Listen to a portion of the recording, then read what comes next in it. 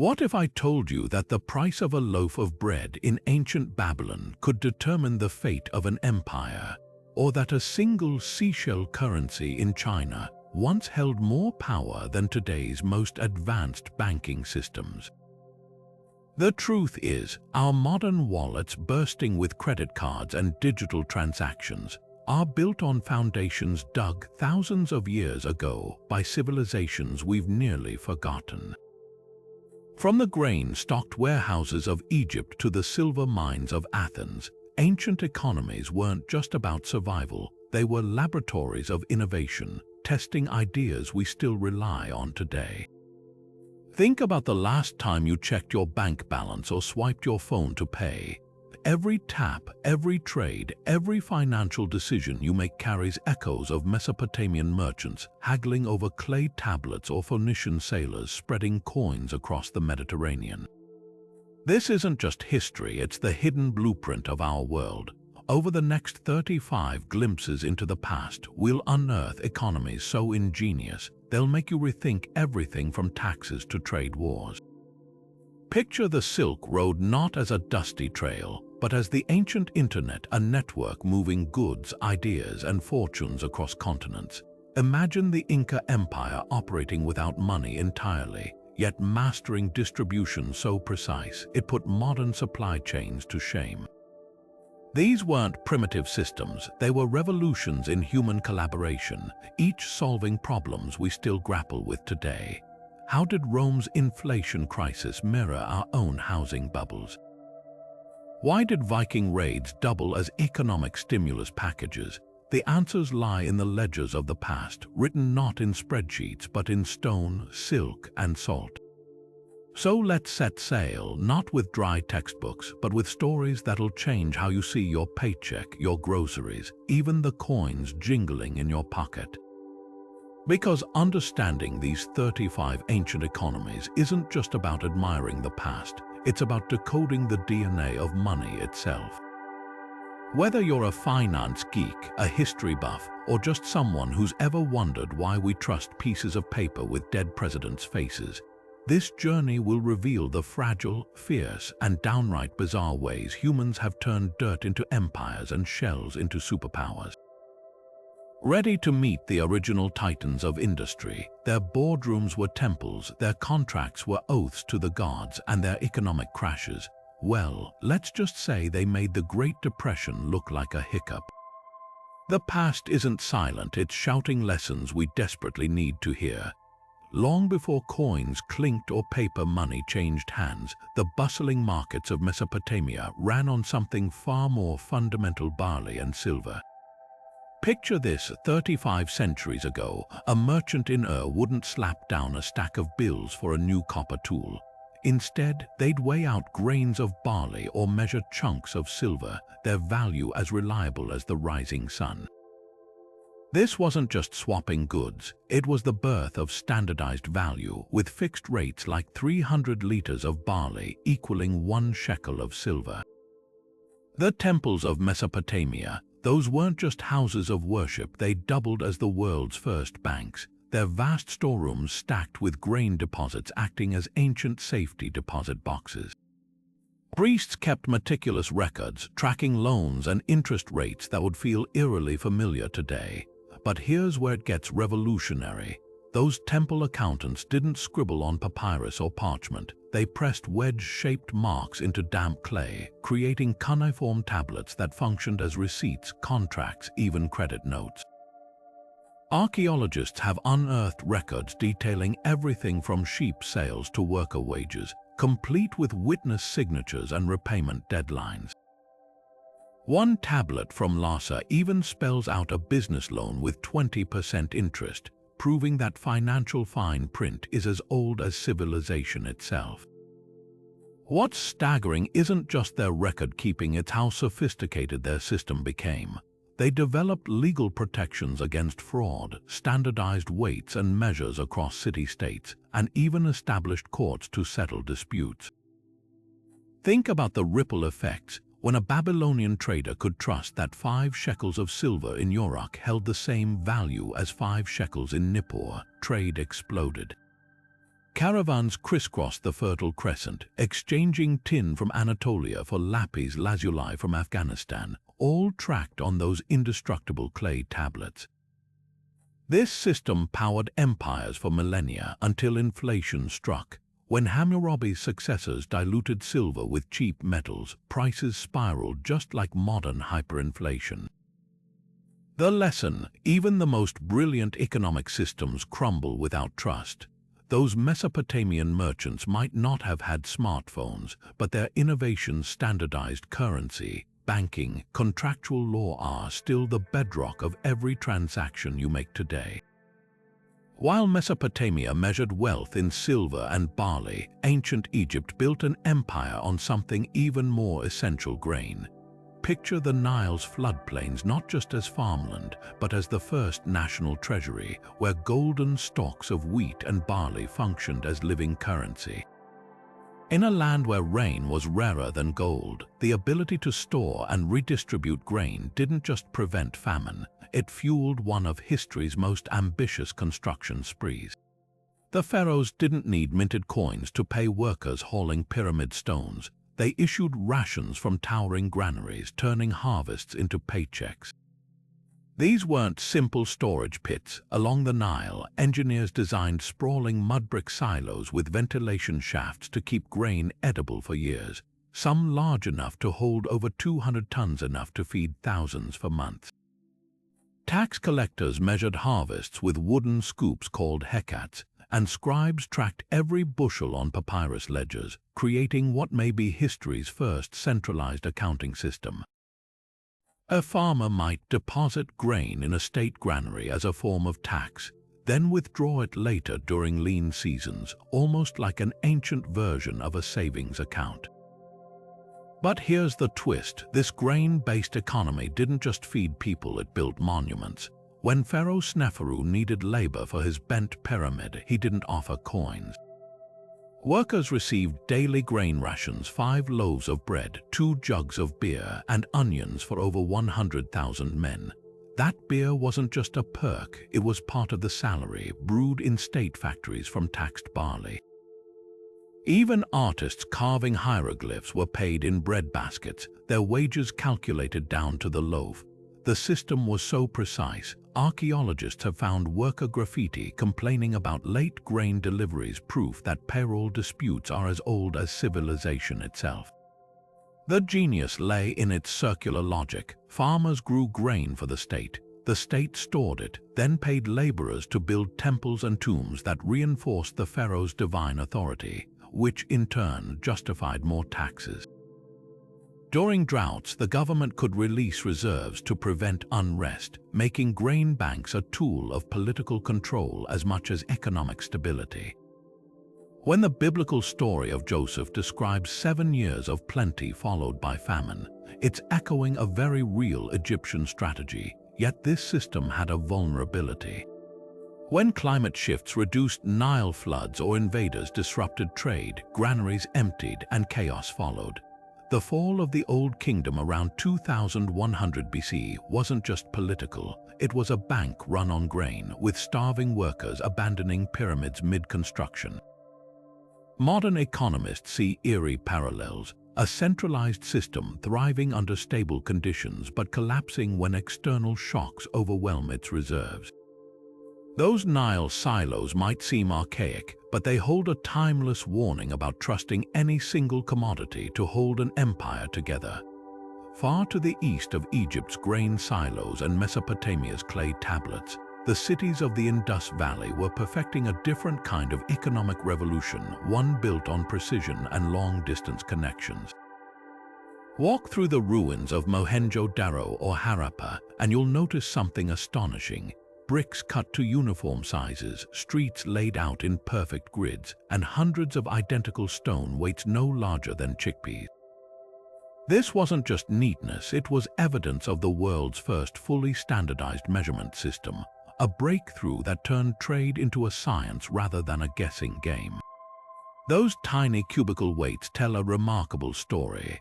Archaeologists have found them across a region twice the size of ancient Egypt, all adhering to the same strict ratios. Whether a merchant in Lothal or a trader in distant Shortugai, everyone used weights based on multiples of 16 small units to a mid-sized weight, 16 of those to a larger one. Imagine the impact: no haggling over quantities, no confusion between towns. A sack of cotton measured in Harappa held the exact same value when it reached the docks of the Arabian Sea. This kind of consistency wouldn't return to global trade until the metric system thousands of years later, but the real magic happened at sea. While other civilizations clung to riverbanks, Indus traders built the world's first maritime trade empire. At Lothal, engineers constructed a massive dockyard with locks to control tides, allowing ships to load and unload goods even during monsoons. Cargo lists etched into clay show exports ranging from dyed cotton. So vibrant the Greeks later called it woven wind, to exotic jungle woods and precious carnelian beads. Mesopotamian records mention Meluha, their name for the Indus region, as a source of luxury goods arriving by ship. One tablet from even complains about an Indus merchant defaulting on a copper loan, proof that international trade disputes are as old as seafaring itself. The cities themselves functioned as economic blueprints. Streets were designed wide enough for ox carts to turn, with drainage systems ensuring monsoon rains wouldn't disrupt market days. Houses had private wells but shared neighborhood granaries, blending private enterprise with communal support. Even their waste management was economic. Rubbish bins placed at regular intervals kept streets clean for commerce, while recycled pottery shards became construction material.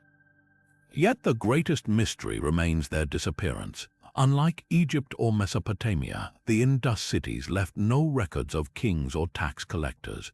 Their economy seems to have thrived without palaces or temples, a network of trade and shared standards holding everything together. When climate change dried up the rivers around 1900 BC, the weights grew irregular, the docks silted over, and the world's first standardized economy faded into legend. But its legacy lingers every time you glance at a barcode or step into a store where every product has a fixed weight. The Indus people taught us that trust in trade begins with everyone measuring things the same way. High atop the island of Crete, the sprawling palace of Knossos wasn't just a royal residence. It was the pulsating heart of an economic machine unlike anything the ancient world had seen. While Egypt hoarded grain and Mesopotamia traded silver, the Minoans mastered something far more elusive: the art of turning bureaucracy into empire.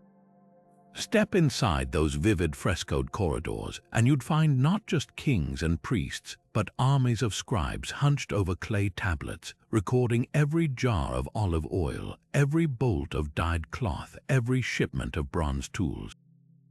This was redistribution on a grand scale, a system where all goods flowed into the palace, only to be strategically dispersed to fuel Crete's dominance across the Mediterranean. What made this system revolutionary wasn't just its scale, but its tools. Those scribes weren't scratching symbols in the dirt, they were using linear A, a script so complex it remained undeciphered for millennia. Each tablet marked with delicate symbols of ships, honeycombs, and amphorae acted like a spreadsheet, tracking contributions from distant farms and workshops. Archaeologists have uncovered records listing thousands of units of goods, from saffron to obsidian, all meticulously accounted for. One tablet from Phaistos details over 30,000 liters of olive oil entering palace storerooms in a single year, enough to lubricate an entire maritime economy. But the real power lay in what happened next. Unlike pharaohs who stockpiled grain or Mesopotamians who traded for profit, the Minoan rulers transformed these stockpiles into geopolitical leverage. That oil wasn't just stored, it was shipped to Egypt in exchange for ivory, to the Cyclades for marble, to Syria for lapis lazuli. Their sprawling courtyards weren't just storage, they were negotiation floors where Cretan officials brokered deals that stretched from Sardinia to the Levant. This wasn't mere trade, it was a thalassocracy, a sea-based empire held together by economic dependency rather than military force. the genius everyone wanted. Farmers received protection and infrastructure in exchange for their surplus. Artisans got raw materials funneled to their workshops. Distant ports gained access to Crete's luxury goods. And the palace, it became the indispensable middleman, taking a cut of every transaction while ensuring no region could bypass its control. When Santorini's volcano erupted around 1600 BCE, it wasn't just ash that buried Minoan towns. It was thousands of unfulfilled trade contracts etched in clay, a frozen snapshot of an economic web stretching across the waves. Yet for all its sophistication, this system had a fatal flaw. Centralization bred fragility. When invaders or disasters disrupted the palace's rhythm, the entire network collapsed like a ship losing its rudder. Modern economists see eerie parallels in global supply chains where one bottleneck can trigger crises continents away. The Minoans didn't just invent a bureaucracy, they built the first prototype of an interconnected world, proving that real power doesn't always lie in armies or gold, but in the quiet authority of a scribe's stylus tracking every jar of oil in a dusty storeroom. The rugged citadels of Mycenae and Tiryns didn't just dominate the Greek mainland with sheer walls and lion gates, they controlled something far more valuable, the flow of bronze itself. In an age when this alloy of copper and tin was as essential as oil is today, the Mycenaeans didn't just trade it, they weaponized it. Picture a world where every sword, every plow, every symbol of power depended on this gleaming metal, and you'll understand why the palaces kept such obsessive records. Clay tablets from Pylos reveal stockpiles of bronze ingots meticulously categorized by weight and purity, with scribes noting which smiths received raw materials and which warriors returned finished weapons. This wasn't mere inventory, it was a centralized war economy. At the heart of this system stood the Wanax, the Mycenaean king who functioned less as a ruler and more as a CEO of a bronze conglomerate. Through a taxation system called ta-rasiya, the palace demanded quotas of goods from surrounding villages, not in coins or grain, but in labor and metal. A farmer might owe 10 units of flax for sailcloth, while a coastal town delivered timber for shipbuilding. But the real prize was bronze. Villages near copper mines worked under palace overseers, while tin, so rare it had to be imported from as far as Britain or Afghanistan, was guarded like state secrets. The tablets from Knossos, written in Linear B, even list bronze smiths of the Wanax as a separate elite class, exempt from other duties to focus solely on forging weapons and tools. Where this system turned genius was in its marriage of brute force and diplomacy. The Mycenaeans didn't just hoard bronze, they leveraged it through Homer's so-called gift economies. When a visiting chieftain received a ceremonial bronze cauldron or a gold-studded sword, it wasn't generosity, it was a binding contract. The Iliad brims with these exchanges, Achilles gifting Patroclus a spear, Agamemnon offering tripods to settle disputes. Archaeology confirms this with identical bronze goods found from Sicily to Troy, all traceable to Mycenaean workshops. These weren't random presents, they were calculated investments, creating webs of obligation that extended Mycenae's influence without constant warfare. Yet this bronze empire carried the seeds of its own collapse. When the Sea Peoples disrupted tin routes around 1200 BC, the system crumbled.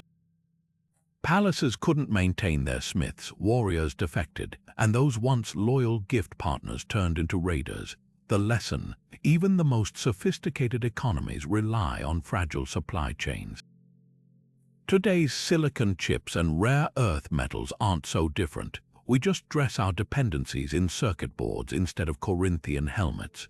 While the Mycenaeans built empires on bronze, the Phoenicians discovered an even more valuable treasure hidden inside tiny sea snails along their coastline. Picture a merchant in Tyre prying open a spiny murex shell to reveal a drop of slimy fluid worthless until exposed to sunlight, where it transformed into the most coveted color in antiquity, Tyrian purple. This wasn't just dye, it was liquid royalty, so rare it took 12,000 snails to produce a single gram of pigment. The Phoenicians didn't just trade it, they orchestrated history's first global luxury monopoly, turning tidal pools into economic gold mines. Their methods were as secretive as they were gruesome.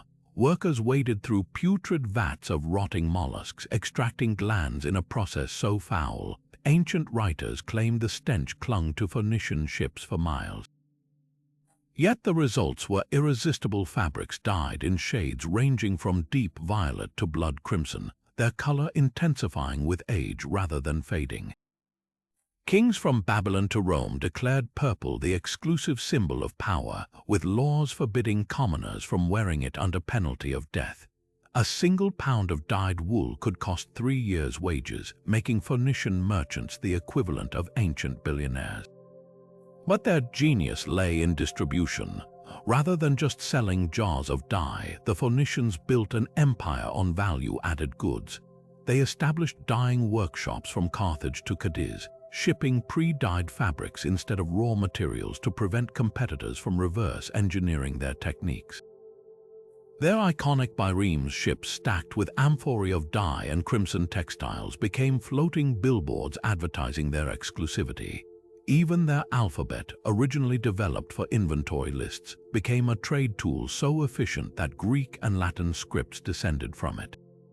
Every modern letter you're reading traces back to Phoenician merchants tallying bolts of purple cloth. The purple trade birthed something unexpected: brand recognition. Phoenician traders stamped their goods with distinctive marks, early logos guaranteeing authenticity. When King David's scribes described Solomon's temple draped in purple from Tyre, it wasn't just a color description, it was naming the ancient equivalent of a designer label. Even as rivals like the Greeks mastered seafaring, none cracked the dye code, leaving the Phoenicians as sole suppliers for over 1,000 years. Yet, like all monopolies, it carried the seeds of its own decline. Overharvesting dwindled murex populations, forcing fishermen into deeper waters. When Rome conquered Phoenician cities, emperors hoarded remaining purple stocks. Caligula once executed a man for wearing it without permission. By the Byzantine era, producing Tyrian purple became a state ritual, with emperors literally born in purple-walled chambers. Today, chemists can recreate the hue synthetically, but the original recipe died with the last Phoenician dyer. Those faded scraps in museums aren't just fabric, they're remnants of the first global brand, proving that even in antiquity, nothing fueled commerce quite like exclusivity. Deep in the tombs of China's Song Dynasty, amid bronze vessels and jade carvings, archaeologists keep finding heaps of something unexpected: cowrie shells. These glossy, almond-shaped shells from distant tropical waters didn't belong there by accident. They were China's first currency, turning something as simple as a seashell into a revolutionary tool of trade. Picture a Shang merchant paying for grain not with metal or paper, but with a string of cowries, each one carefully drilled and threaded like precious beads. This wasn't just barter, it was an economic transformation that would shape Chinese commerce for centuries. The cowries' rise as money wasn't random. Their durability, uniformity, and natural beauty made them ideal for exchange. Unlike grain that could rot or livestock that might die, cowries kept their value for generations. Their intricate patterns made counterfeiting nearly impossible, while their exotic origins, harvested from the faraway shores of the Indian Ocean, ensured scarcity. By the Shang era, around 1600 BC, they'd become so embedded in daily life that rulers buried them by the thousands in royal tombs, a symbolic bank vault for the afterlife. One tomb in Anyang contained over 7,000 cowries, stacked beside chariots and sacrificed servants, a proof that wealth, even then, traveled beyond death. But the real breakthrough came when the shells stopped being just shells. As trade expanded, carrying sacks of cowries became impractical. Enter bronze replicas, tiny metal shells cast with the same curves and grooves as the originals. These weren't mere imitations, they were the bridge between organic money and coined currency. Archaeologists have unearthed these metal cowries in caches alongside real ones, some even stamped with inscriptions guaranteeing their value. It was a quiet revolution, the moment an economy rooted in nature began trusting human-made symbols instead. The shift didn't happen overnight. For centuries, real cowries and their metal counterparts circulated together, much like paper money and digital transactions today. By the Warring States period, these replicas had flattened into the shape we'd recognize as coins, round with square holes, designed to be strung on cords. That square hole wasn't just decorative, it allowed merchants to bundle coins in precise amounts, turning loose change into portable wealth. The very design still lingers in Chinese culture, mirrored in lucky charms and temple offerings. What's fascinating isn't just the shell's longevity, it's how deeply they shaped Chinese thought. The character for money in early script resembled a cowrie, while words for trade and wealth borrowed its pictograph. When Confucius warned against profit-seeking, he used metaphors of flawed shells. Even after metal coins dominated, cowries lingered in rituals, gifted at weddings to symbolize prosperity. Their legacy outlasted dynasties, proving that the most enduring currencies aren't always the heaviest or shiniest sometimes. They're the ones that capture a society's imagination. Today, as we tap phones to pay, we're not so different from those Shang traders counting shells, trusting that value lies not in the object itself, but in the collective belief we place in it. In the steaming jungles of ancient Mesoamerica, where jaguars prowled and rivers cut through dense vegetation, the Olmecs built an economy on something far more precious than gold: jade.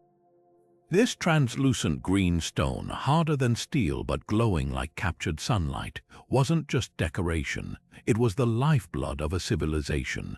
To the Olmecs, jade represented the very essence of water, fertility, and divine power, a belief so potent that their trading networks stretched from Guatemala's highlands to the Gulf Coast, forging the first pan-Mesoamerican market system. The journey of a single jade bead reveals the scale of this operation. Mined from rugged mountains in present-day Guatemala, raw jade was hauled by porters across treacherous terrain to Olmec workshops. There, artisans spent months grinding the stone with sand and reed drills, transforming it into ceremonial axes, intricate masks, and figurines with distinct baby-faced features, likely portraits of rulers. These weren't mere trinkets, they were sacred objects believed to channel the energy of gods. When archaeologists unearthed La Venta's offering number 4, they found 16 jade figurines arranged in a semicircle, their positions mirroring constellations, a celestial bank vault where wealth and religion intertwined. What made this economy revolutionary was its social alchemy.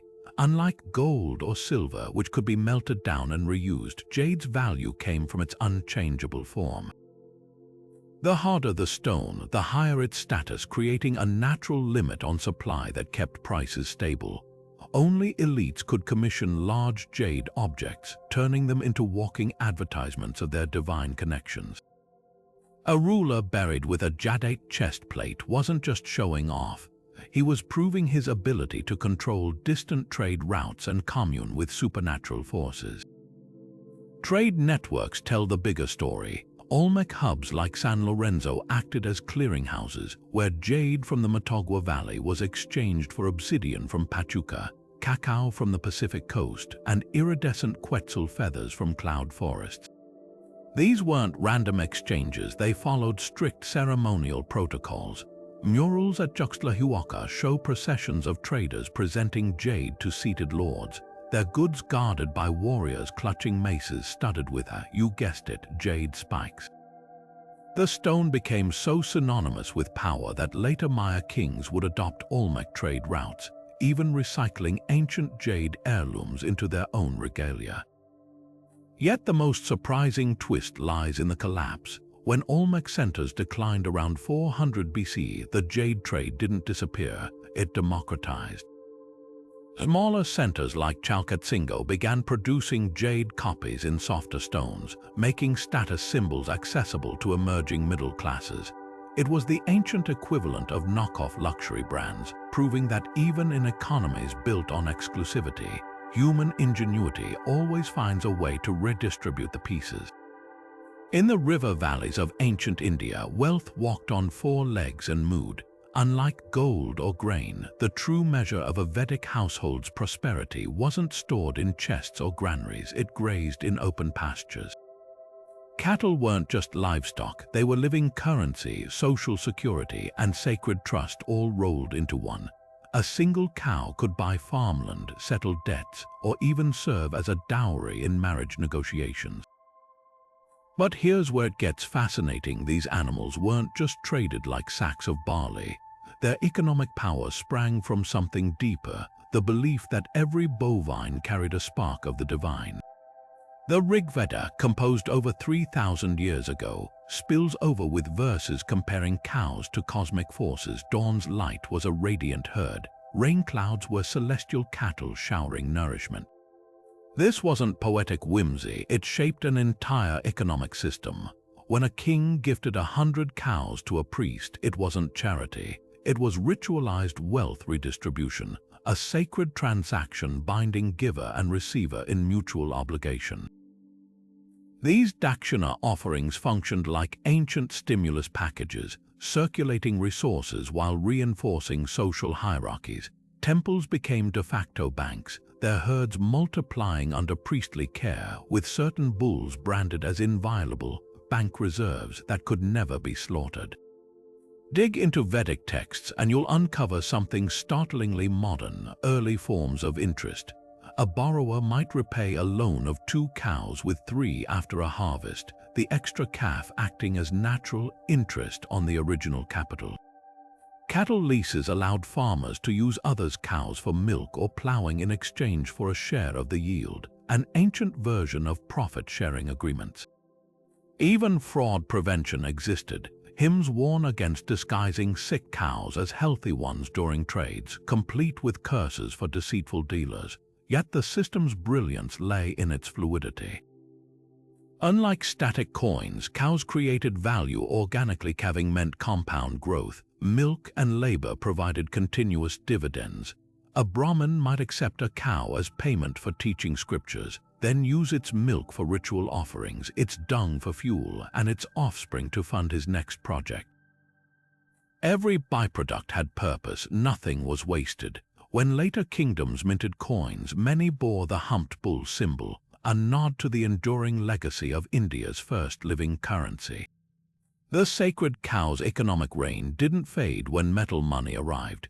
Its principles lingered in concepts like Gaushala's cow shelters that functioned as charitable trusts, and the taboo against beef consumption, which may have originated as a way to protect this vital economic asset.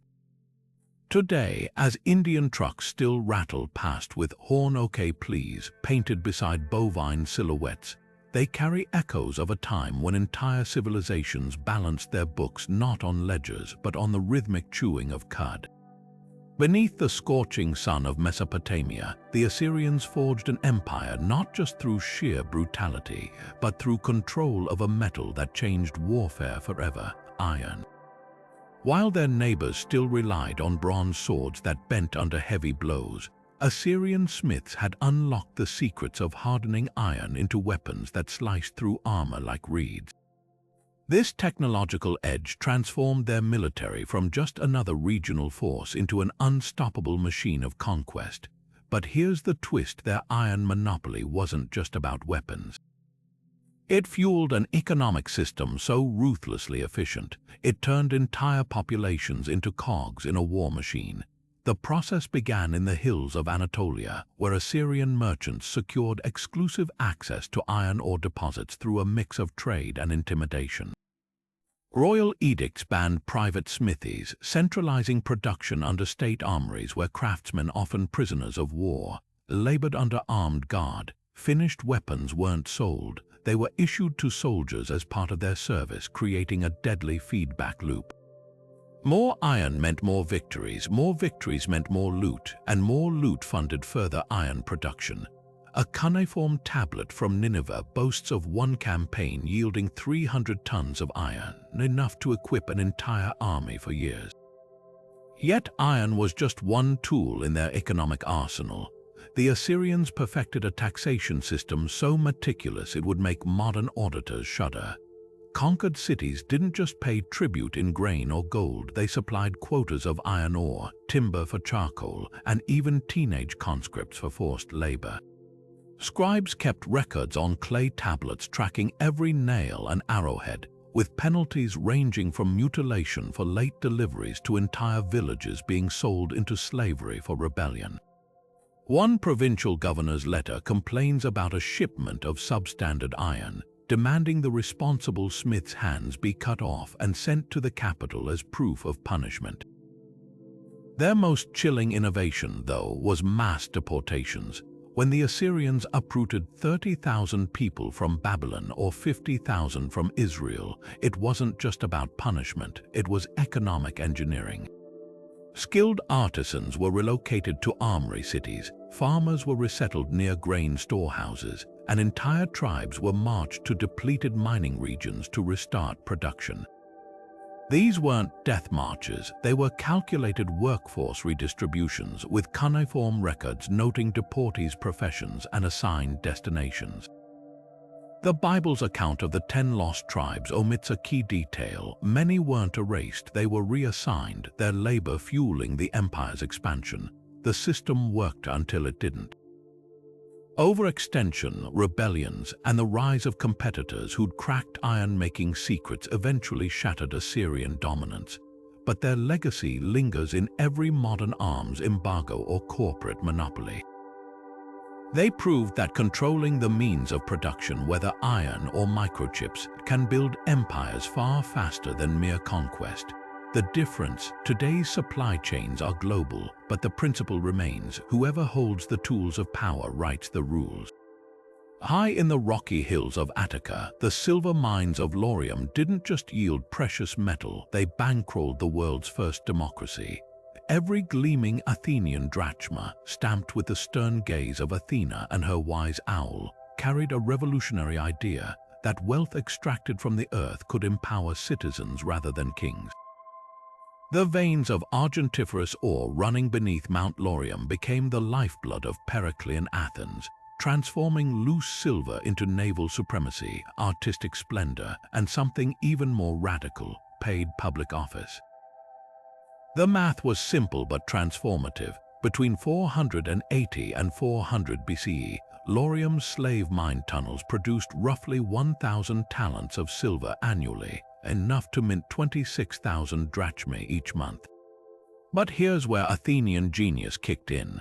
Instead of hoarding this wealth in oligarchic treasuries, the polis funneled it directly to its people. Jurors received 2 obols per day, a third of a drachma, for court service. Council members earned 5 drachmae for attending assemblies, and even the poorest citizen could collect theoric funds to attend theatrical festivals. This wasn't just fair pay, it was economic engineering designed to make civic participation possible for cobblers and farmers alike. Those iconic owl coins did more than circulate locally, they became the dollar of antiquity. From Egyptian grain markets to Sicilian mercenary camps, merchants trusted the drachma's purity so completely that counterfeiters across the Mediterranean tried, and failed, to replicate Athena's delicate helmet crest. A hoard found in Afghanistan contained thousands of worn owl coins, evidence of their reach along trade routes stretching to the Indus Valley. The secret: consistency. Athenian minters adhered to a strict 4.3-gram weight standard for over 2 centuries, their silver content never dropping below 95%. When Persian satraps needed to pay Greek mercenaries or Carthaginian traders settled accounts in Iberia, they often demanded payment in glaukai, the Greek word for owls, proving that trust in currency transcends language. Yet not everyone celebrated this monetized revolution. Socrates, lounging in the agora's shadows, saw silver's dark side to him. The drachma's rise mirrored Athens' moral decline. When men begin to measure justice by coins rather than virtue, he warned, Even friendship becomes a loan shark's ledger. His disciple Xenophon recorded scathing critiques of how silver turned politics into profit-seeking, with citizens flocking to jury duty not for civic duty but for the 2-obol wage. The mines themselves became flashpoints. Slave revolts periodically shook Laurium, reminding Athenians that their democratic utopia rested on chains. The owl's twilight came with brutal clarity. When Sparta laid siege to Athens in 404 BC, their general Lysander didn't just blockade ports. He flooded markets with counterfeit owls, shaking faith in the currency that had built an empire. Yet long after Athens fell, the drachma's legacy endured. Roman denarii copied its weight standard, Arab dinar designers borrowed its iconography, and modern Greeks named their pre-euro currency after it. Those tiny stamped owls weren't just money, they were the physical manifestation of an idea still debated today. That economic systems shape not just markets but the soul of a society. Stretching from the bustling markets of Susa to the Aegean shores of Sardis, the Persian royal road was more than just a dirt path. It was the internet of antiquity, pulsing with caravans carrying spices, silks, and secrets across 1,500 miles of rugged terrain. Picture a relay system so precise that royal couriers could traverse the entire route in just 7 days, swapping exhausted horses at way stations spaced exactly 1 day's ride apart. Herodotus marveled that neither snow nor rain nor heat nor gloom of night could stop these riders whose speed made them the envy of every empire from Babylon to Greece. But this wasn't just about fast mail delivery. It was the backbone of history's first truly globalized economy. At the heart of this system lay the daric, a gold coin so standardized that its weight and purity remained unchanged for 2 centuries. Stamped with the image of a kneeling Persian king clutching a bow, these coins weren't just money, they were miniature propaganda machines. Unlike the irregular lumps of electrum used in Lydia or the varying silver talents of Mesopotamia, every daric contained exactly 8.4 grams of pure gold, guaranteed by the great king himself. Merchants from the Indus Valley to the Nile Delta accepted them without weighing, creating a monetary trust zone stretching across 3 continents. A caravan master could load fabrics in Babylon, sell them in Damascus for darics, then use those same coins to purchase frankincense in Petra, all without haggling over exchange rates. The road's genius lay in its hybrid economy. While the Persians enforced darics for imperial taxes and army payments, they never suppressed local currencies. Phoenician silver shekels still jingled in Tyrian harbors, Greek drachmas flowed through Ionian ports, and barley-based barter thrived in remote villages. This monetary flexibility turned the royal road into an economic corridor where diverse systems interoperated seamlessly. One surviving account tablet from Persepolis records a transaction where Egyptian linen valued in darics was exchanged for Anatolian iron priced in local units, then converted back to darics for tax purposes, an ancient precursor to modern currency arbitrage. Security made this possible. The road bristled with garrisons and checkpoints where official inspectors, the eyes and ears of the king, guarded against bandits while collecting tolls. Bridges spanned raging rivers, while mountain passes were meticulously maintained to prevent avalanches from disrupting trade flows. Special king's markets sprouted at strategic junctions, offering not just goods but banking services where merchants could deposit darics in one city and withdraw equivalent value elsewhere using clay credit tablets. The system was so reliable that Greek historians grumbled about Persian soft power, noting how even enemy city-states kept using the road because the economic benefits outweighed political grudges. Yet the daric's true power was psychological. Its unchanging value projected Persian stability across fractious territories. When Alexander the Great conquered Persepolis, he didn't melt down the captured darics. He restruck them with his own image, understanding that the coin's reputation mattered more than its metal. Modern economists see parallels in the Dollars petrodollar dominance or the Eurozone's shared currency, proving that monetary trust can outlast empires. The royal road may have crumbled to dust, but its legacy lingers every time a shipping container moves along a transnational highway or a digital payment crosses borders, reminders that commerce has always been the quiet conqueror, smoothing the way where armies alone could never prevail. While Rome built legions and Athens perfected philosophy, Carthage mastered something far more enduring: the art of the deal. This wasn't just a city of merchants, it was a mercantile superpower whose tentacles stretched from the tin mines of Britain to the spice markets of Arabia. Their secret, a contract system so advanced it could make modern corporate lawyers blush.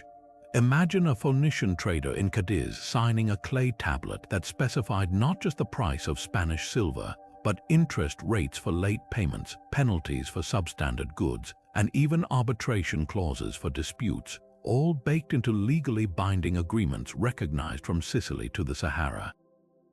The backbone of this empire wasn't just ships, it was soil. While most remember Carthage for its naval prowess, its true wealth sprang from the agricultural heartlands of North Africa. Engineers transformed arid plains into checkerboards of productivity using canal irrigation systems, underground tunnels that tapped mountain aquifers to water olive groves and wheat fields. A single estate described by the agronomist Mago could produce enough grain to fill 50 freighters, while vineyards shipped amphorae of wine as far as the Black Sea. These weren't subsistence farms, they were industrialized agribusinesses worked by chain-ganged slaves and managed with military precision. Ship manifests from Lilybaeum reveal cargoes of Tunisian olives destined for Greek kitchens alongside jars of fermented fish sauce, the ancient equivalent of ketchup bound for Gaulish taverns. But the real stroke of genius was risk management. Carthaginian merchants pioneered early forms of maritime insurance, pooling resources to compensate traders whose ships sank in storms or fell prey to pirates. Temple archives in Carthage held copies of contracts with clauses for acts of the gods, a loophole covering everything from tsunamis to Barbary raids. The city's top families operated like joint stock companies, spreading investments across multiple voyages to hedge against disaster. When Hiero of Syracuse captured a Carthaginian vessel in 264 BC, he found not just typical cargo, but ledgers detailing profit-sharing agreements among 17 different investors, a Mediterranean version of venture capitalism. This system had one fatal flaw: Rome's envy. As Carthage's warehouses bulged with Spanish silver and African grain, senators across the Tiber seethed at their exclusion from lucrative trade circuits. The Punic Wars weren't just territorial squabbles, they were economic warfare. Scipio didn't just salt Carthage's fields for symbolism, he destroyed the infrastructure that fed its mercantile machine. Yet long after the last embers cooled in 146 BC, Rome quietly adopted Carthaginian techniques, their contract laws resurfacing in imperial edicts, their shipping routes reborn as Roman grain corridors. The true testament to Carthage's economic brilliance, even its conquerors couldn't resist copying its playbook. Buried in the silt of the Ganges River lies a forgotten revolution, not of swords but of tax codes. When Chanakya, the razor-minded advisor to India's first great emperor, penned the Arthashastra around 300 BC, he wasn't just writing a manual for kings. He was designing history's first fully documented economic operating system, a blueprint that would transform the Mauryan Empire into a bureaucratic juggernaut. Picture this, a sprawling administration where inspectors measured farmers' field yields down to the last grain. Toll officers logged every cartwheel's imprint at city gates, and spies disguised as merchants reported on black market prices. This wasn't just governance, it was a grand economic experiment run with the precision of a Swiss watch. Chanakya's genius lay in his ruthless pragmatism. Unlike moral philosophers of his time, he saw money as the lifeblood of power. The Arthashastra breaks down statecraft into chillingly modern categories: taxation strategies, The king's share should be 1/6 of crops, like sunshine to plants, infrastructure investment. Roads must be repaired before rains, lest trade wither like cut vines. Even disaster relief protocols. When locusts swarm, open granaries before peasants sharpen their sickles. His tax code alone could make a modern accountant dizzy. Customs duties varied by product, 5% for essentials like grain, 20% for luxury silks, and a staggering 50% for foreign wine. Salt miners paid royalties, courtesans remitted a portion of their earnings, and gambling dens were taxed, not banned, because Chanakya understood vices could fill royal coffers if regulated. But the real marvel was how this system scaled. Under Emperor Ashoka's reign, the Mauryan bureaucracy ballooned into something resembling an ancient welfare state. Rock edicts across the subcontinent declared free medical clinics for humans and animals, shade trees planted along highways for weary traders, and rest houses with wells dug every 8 miles. These weren't altruistic gestures, they were calculated investments. Healthier workers meant more productive farms, comfortable travelers spurred commerce, and happy subjects paid taxes willingly. One inscription near Kandahar even boasts of Ashoka importing medicinal herbs from the Himalayas to stock rural clinics, an ancient version of socialized healthcare. The system's dark underbelly, though, was its surveillance apparatus. Chanakya mandated that every village chief maintain ledgers tracking births, deaths, and occupations. Tax evaders faced fines triple their owed amount, while corrupt officials were subject to a gruesome punishment, having their fingers slowly crushed in wooden presses.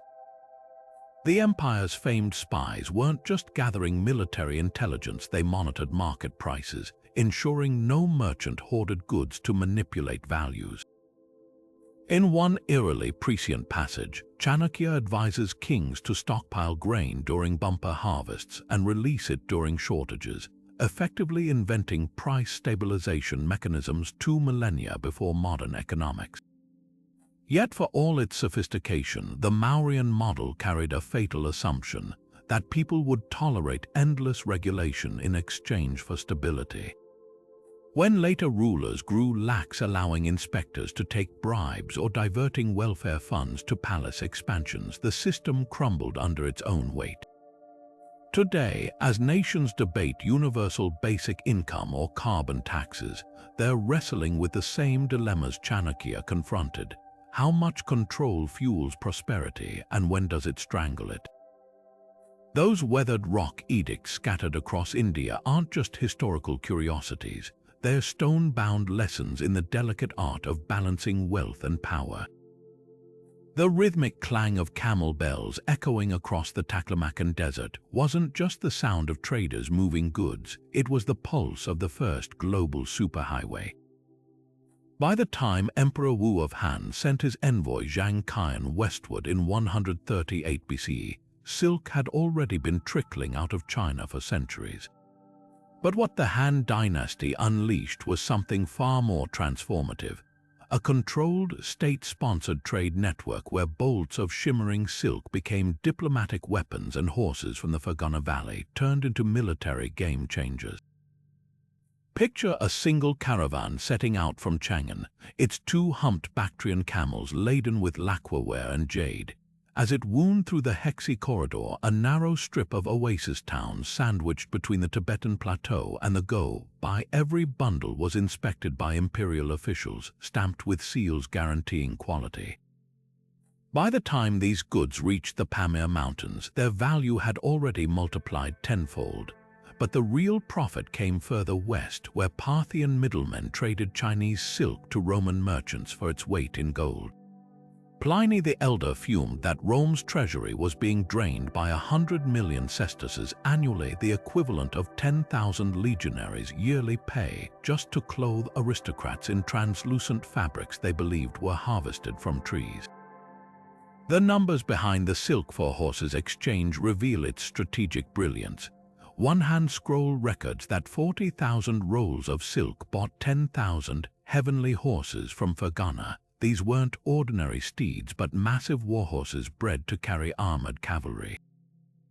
When a single Fergana stallion could outpace and outmuscle the smaller Mongolian ponies used by the Xiongnu nomads, the Han suddenly held a military edge that reshaped Central Asia's balance of power.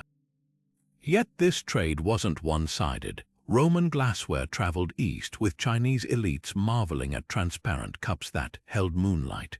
A Han tomb in Guangzhou yielded Mediterranean coral, while a Roman villa at Pompeii displayed mural patterns unmistakably copied from imported silks. What made the Silk Road revolutionary wasn't just the goods. It was the information superhighway running parallel to the caravans. Buddhist monks hitched rides with merchant trains, bringing sutras that would transform Chinese spirituality. Persian astronomers shared star charts that improved Han calendar systems, and Chinese papermaking techniques eventually trickled westward, revolutionizing record-keeping from Samarkand to Alexandria.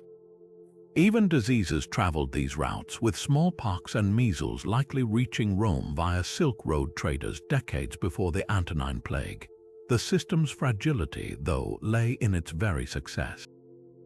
When the Parthians realized their profits depended on controlling the middle stretch, they spun wild tales about silk harvesting to deter Romans from seeking direct routes. One merchant claimed the fabric was combed from leaves guarded by giant spiders, while another described Chinese weavers working underwater. These fabrications worked for centuries until Rome's hunger for unfiltered trade finally pushed explorers to find sea routes, inadvertently setting the stage for the age of oceanic empires. Those dusty desert trails didn't just move silk, they knit together continents in an economic embrace so tight that when the Han Dynasty collapsed, shockwaves rippled as far as Roman markets where silk prices suddenly spiked. The lesson: no economy, no matter how advanced, is truly an island, especially when camels are involved. When the first Roman denarius clinked onto a merchant scale around 211 BCE, no one could have guessed this humble silver coin would become the engine of history's first economic superpower. Stamped with the helmeted goddess Roma on one side and the divine twins Castor and Pollux on the reverse, these coins didn't just symbolize wealth, they standardized it. Unlike the hodgepodge of Greek drachmas and local bronze tokens circulating in Italy, the denarius held a guaranteed 4.5 grams of silver, a purity so consistent that traders from Britannia to Babylon accepted them without question. But Rome's genius wasn't just in minting reliable money, it was in weaving currency into the fabric of empire through two revolutionary systems: military payroll and the annona grain dole. Picture a legionary stationed on the Rhine frontier, his salary paid not in sacks of grain or makeshift barter, but in tidy stacks of denarii. This wasn't just convenience, it was economic warfare. Those coins flowed into local markets as soldiers bought bread, boots, and beer, Romanizing economies one transaction at a time. Vast hoards found from Scotland to Syria tell the story. Denarii became the common language of commerce, their value as trusted in Alexandria as in Londinium. The system reached its peak under Augustus, when the mint at Lugdunum pumped out over 20 million coins annually to fund his standing army of 300,000 men, an ancient version of quantitative easing that powered Rome's golden age. Meanwhile, back in Rome itself, the denarius fueled a different kind of revolution, the world's first state-sponsored welfare program. The annona system began as emergency famine relief, but evolved into a sophisticated grain distribution network feeding over 200,000 urban poor. Here's where it gets brilliant. Rather than handing out raw wheat, officials sold subsidized grain at fixed denarii prices, then used those coins to pay farmers and shippers. This created a closed economic loop where money cycled from treasury to populace to producers and back again, all while ensuring the mob stayed fed and docile. Archaeologists have uncovered wooden tokens in Ostia's ruins bearing stamps like Augustus Annona Year 7, proof that even illiterate dockworkers could navigate this system. But the denarius had a fatal flaw baked into its success. As emperors faced mounting costs, military campaigns, bread subsidies, colossal building projects, they quietly diluted the silver content. Nero started the trend, reducing purity to 90%, but by the crisis of the 3rd century, coins contained barely 5% silver. Imagine the shock of a merchant cutting open a silver denarius to find it mostly copper, the surface just a thin wash of precious metal. Prices exploded. A measure of wheat that cost 8 denarii in Augustus' time ballooned to 120,000 by Diocletian's reign, an inflation rate that would make modern hyperinflation look tame. The emperor's desperate responses read like a textbook of economic mismanagement. Diocletian's edict on maximum prices in 301 CE tried to cap costs by decree, threatening death for sellers who overcharged. Constantine abandoned the denarius altogether for gold solidi, effectively creating a two-tier economy where the rich hoarded stable gold while the poor struggled with worthless silver scraps.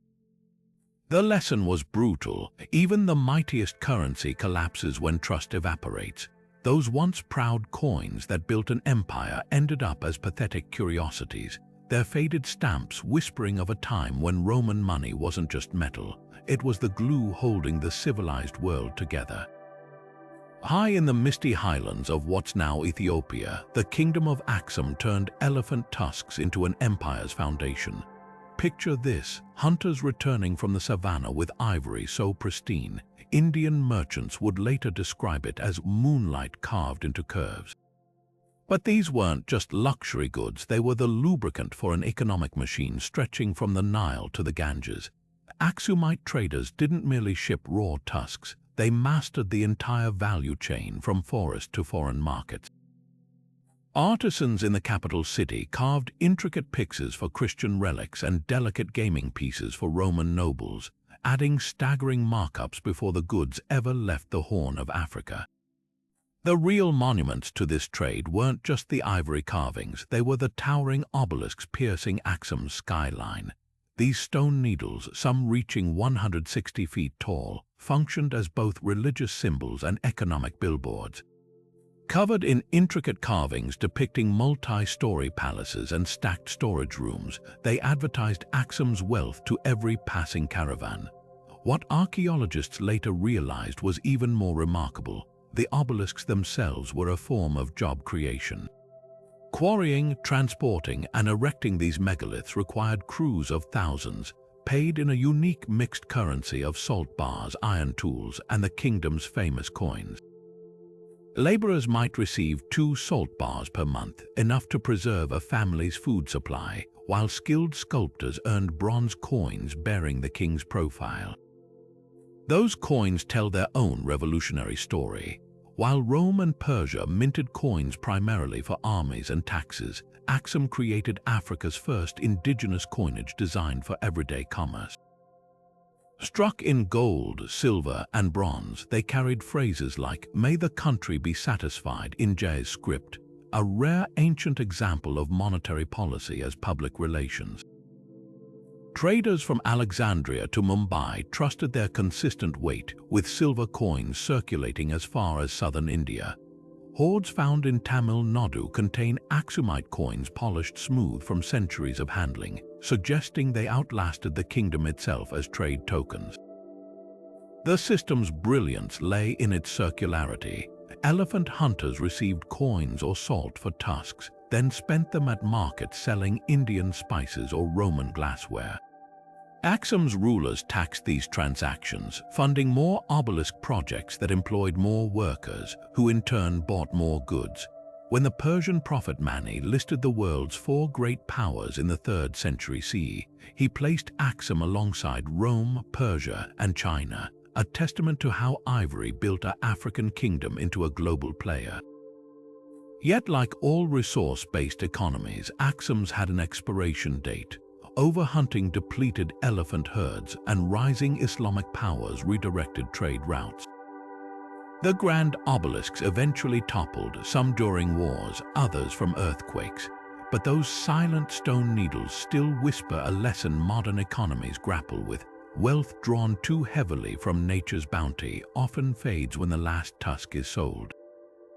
Beneath the looming pyramids of Teotihuacan, where jaguar-painted priests climbed stairways to commune with gods, another kind of power flowed through the city's veins: obsidian. This razor-edged volcanic glass wasn't just a tool or weapon. It was the lifeblood of Mesoamerica's first urban colossus, a metropolis so vast its ruins still stagger archaeologists today. Picture enormous workshops near the Avenue of the Dead, where artisans knapped gleaming black blades at industrial scale, their hammerstones ringing like metallic rain. These weren't craftsmen supplying local needs. They were the intel of the ancient world, mass-producing core technology for an empire built on cutlery and ritual. The scale of production defies belief. Excavations at Teotihuacan's moon pyramid revealed a single cache containing over 4,000 obsidian spear points, likely stockpiled for ritual sacrifice. Nearby, the Plaza of the Columns housed specialized workshops where different zones produced everything from surgical scalpels to macuahudal sword blades embedded with obsidian teeth. What made this system revolutionary wasn't just volume, but quality control. Chemical sourcing shows the city monopolized the Pachuca mines, whose green-gold obsidian contained fewer fractures than rival deposits. Elite merchants transported raw nodules along carefully guarded routes, while standardized starter flakes pre-shaped at Teotihuacan allowed distant centers to finish tools without wasting precious material. Trade networks tell the story of an economic web stretching from the Mississippi to the Maya lowlands. At Caminaljuyu in Guatemala, Teotihuacan-style obsidian knives appear alongside murals depicting traders in the city's distinctive tasseled headdresses.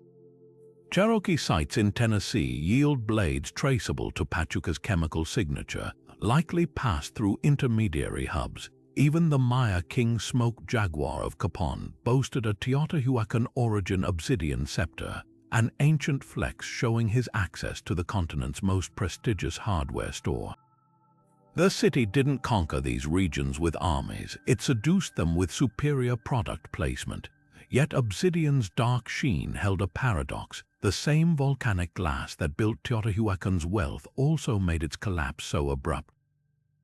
When rival cities like Colula discovered new sources or recycling techniques, the monopoly cracked.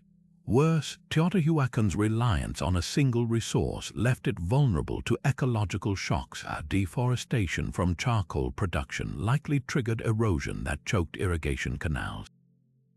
By 550 CE, the workshops fell silent, their stockpiles of unused blades later found by archaeologists like frozen caches of a forgotten dot-com bubble. The lesson etched in those glossy black flakes: even empires built on the sharpest edges go dull when they forget to diversify. Modern Silicon Valley and Teotihuacan share more than they'd like to admit, both proving that controlling the world's cutting-edge technology guarantees dominance only until someone else finds a better volcano. Along the fertile floodplains of the Ganges, the Gupta Empire didn't just mint gold. It built an economic ecosystem where temples functioned as Wall Street and bankers wielded more influence than generals. The shimmering dinars that poured from royal mints weren't mere currency. They were meticulously crafted propaganda, each coin's weight and purity broadcasting the empire's stability. Picture a goldsmith in Pataliputra carefully alloying metal to achieve the perfect balance: 8.9 grams of gold with just enough silver to prevent wear, stamped with images of Gupta kings performing horse sacrifices or playing the lute. These dinars traveled farther than Gupta armies, turning up in Roman hordes and Southeast Asian ports, their unchanging weight making them the dollar of classical Asia.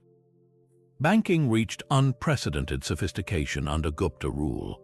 Merchant guilds called shreni operated something akin to modern venture capital pools, financing trade expeditions to Sri Lanka or the Malabar coast with detailed profit-sharing contracts. A surviving birch bark document from Bihar outlines a loan agreement where a spice trader borrowed 200 dinars at 15% annual interest, using his ship as collateral terms that wouldn't feel out of place in today's commercial lending. But the real financial powerhouses were temple complexes like Nalanda, which managed vast endowments of land, livestock, and precious metals. Pilgrims' donations weren't just stored, they were lent out at interest rates ranging from 12 to 20%, with temple Brahmins acting as both priests and portfolio managers. One inscription from the Deccan records a noblewoman donating a village tax revenue to a Shiva temple, stipulating that the interest must fund daily lamp oil and scholar stipends, an ancient trust fund with divine oversight. This system's brilliance lay in its circular generosity. Wealthy patrons gained spiritual merit by funding temples. Temples loaned capital to farmers and merchants, and thriving businesses paid taxes that enriched the Gupta court. When Chinese pilgrim Faxian visited around 400 CE, he marveled at cities where market inspectors punished shortchanging merchants by cutting off their fingers, while free hospitals cared for the destitute, a blend of ruthless capitalism and compassionate welfare. The gold dinars circulating through this system carried more than economic value. Their imagery of kings feeding Brahmins or kneeling before deities reinforced the sacred contract between ruler, religion, and marketplace. Yet the Gupta's golden age held a fragile dependency. When Hunnic invaders disrupted trade routes and sacked temple treasuries, the entire system shuddered.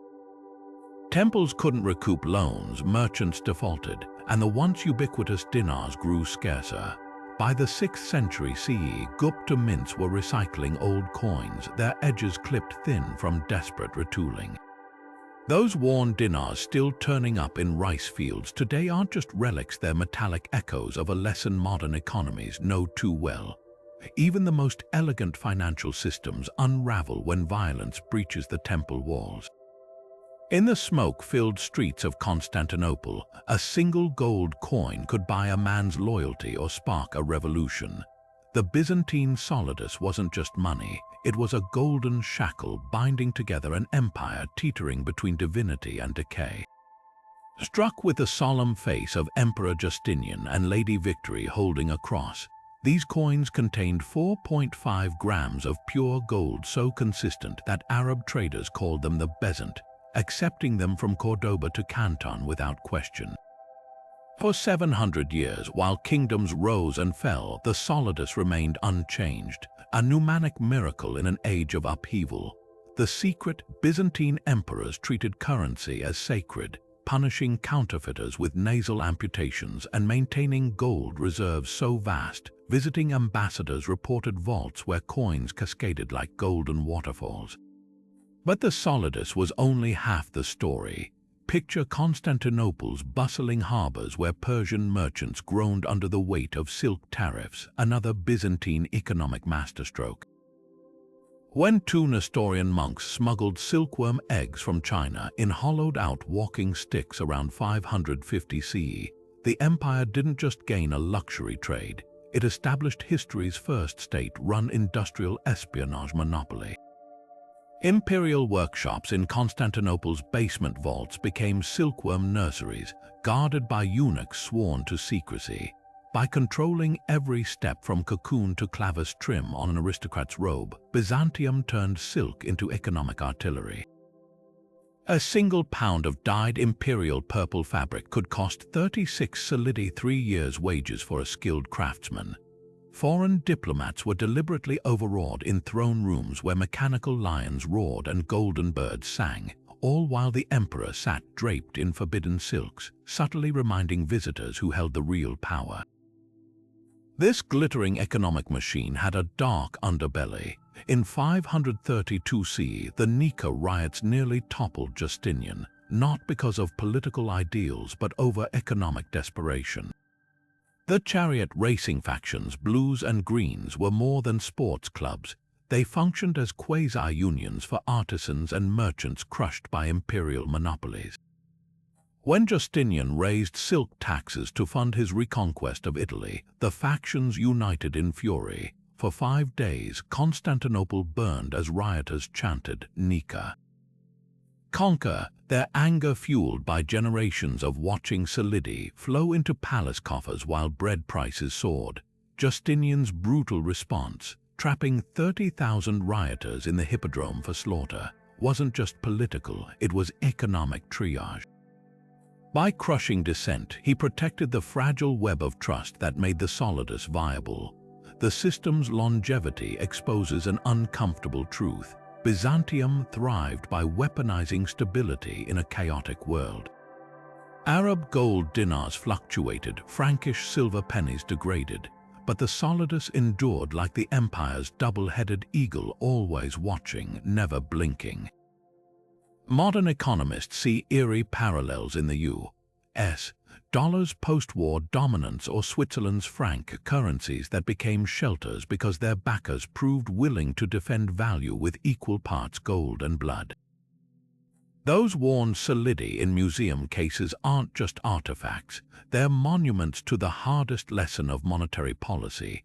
Trust isn't earned through metal, but through the willingness to burn a city rather than devalue a coin. While Roman senators fretted over silk draining their treasury and Chinese weavers labored over delicate looms, the Sasanian Persians quietly perfected the art of playing both sides. Perched between two superpowers, they transformed themselves into history's most formidable middlemen, controlling the flow of silk with a grip so tight it choked Rome and enriched Persia beyond imagination. Picture a caravan from Chang'an arriving at the bustling markets of Ctesiphon, its bales of raw silk immediately confiscated by imperial inspectors. Those shimmering threads wouldn't reach Roman hands until they'd passed through the Caravanserai royal workshops where Persian artisans dyed, embroidered, and stamped the fabric with patterns so coveted, Roman aristocrats paid twice their weight in gold. The Sasanian system was breathtaking in its audacity. Rather than simply taxing the Silk Road, they inserted themselves into the production chain. Skilled weavers captured from Antioch and Damascus toiled in sealed compounds, transforming plain Chinese silk into dazzling textiles featuring hunting scenes of King Khosrow or intricate zodiac motifs. Royal seals woven into the selvage guaranteed authenticity, while counterfeiters faced a gruesome fate, their hands dipped in boiling dye until skin peeled like spoiled fabric. Roman merchants grumbled in their letters about Persian tricks, forced to pay premium prices for what they called seers, a silk that had already passed through Sasanian hands and been marked up threefold. War became an economic weapon. When Emperor Justinian tried to bypass Persia by sponsoring Ethiopian middlemen, the Sasanians invaded Yemen to blockade Red Sea ports. A single intercepted letter from a Roman spy reveals the desperation. The King of Kings has ordered all silk bound for Rome burned at the border. The real stroke of genius came during truces when Persian negotiators included clauses guaranteeing exclusive silk transit rights, effectively turning peace treaties into trade contracts. Yet this monopoly carried the seeds of its own destruction. Byzantine spies eventually smuggled silkworms to Constantinople, and desperate Roman merchants began unraveling Persian textiles to reweave them as authentic Chinese imports. The final blow came from an unexpected quarter. Turkic nomads who seized key silk road oases, breaking the Sasanian stranglehold. Those royal workshops now lie buried under Iraqi sands, their dyed threads faded to whispers, a cautionary tale about the fleeting power of controlling what others covet. In the steamy lowlands of the Maya world, where howler monkeys roared through jungle canopies, the most valuable treasures weren't gold or jade. They were small, bitter beans that could make a man rich or get him killed for counterfeiting. Cacao beans, the source of chocolate, didn't just flavor royal drinks. They fueled an entire economic system where 10 beans could buy a rabbit, 100 paid for a slave, and counterfeiters faced execution for stuffing empty husks with dirt.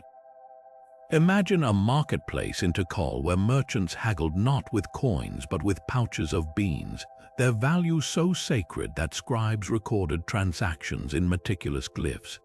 5 cacao beans for a turkey, 20 for a stone knife, 4,000 for a jade necklace.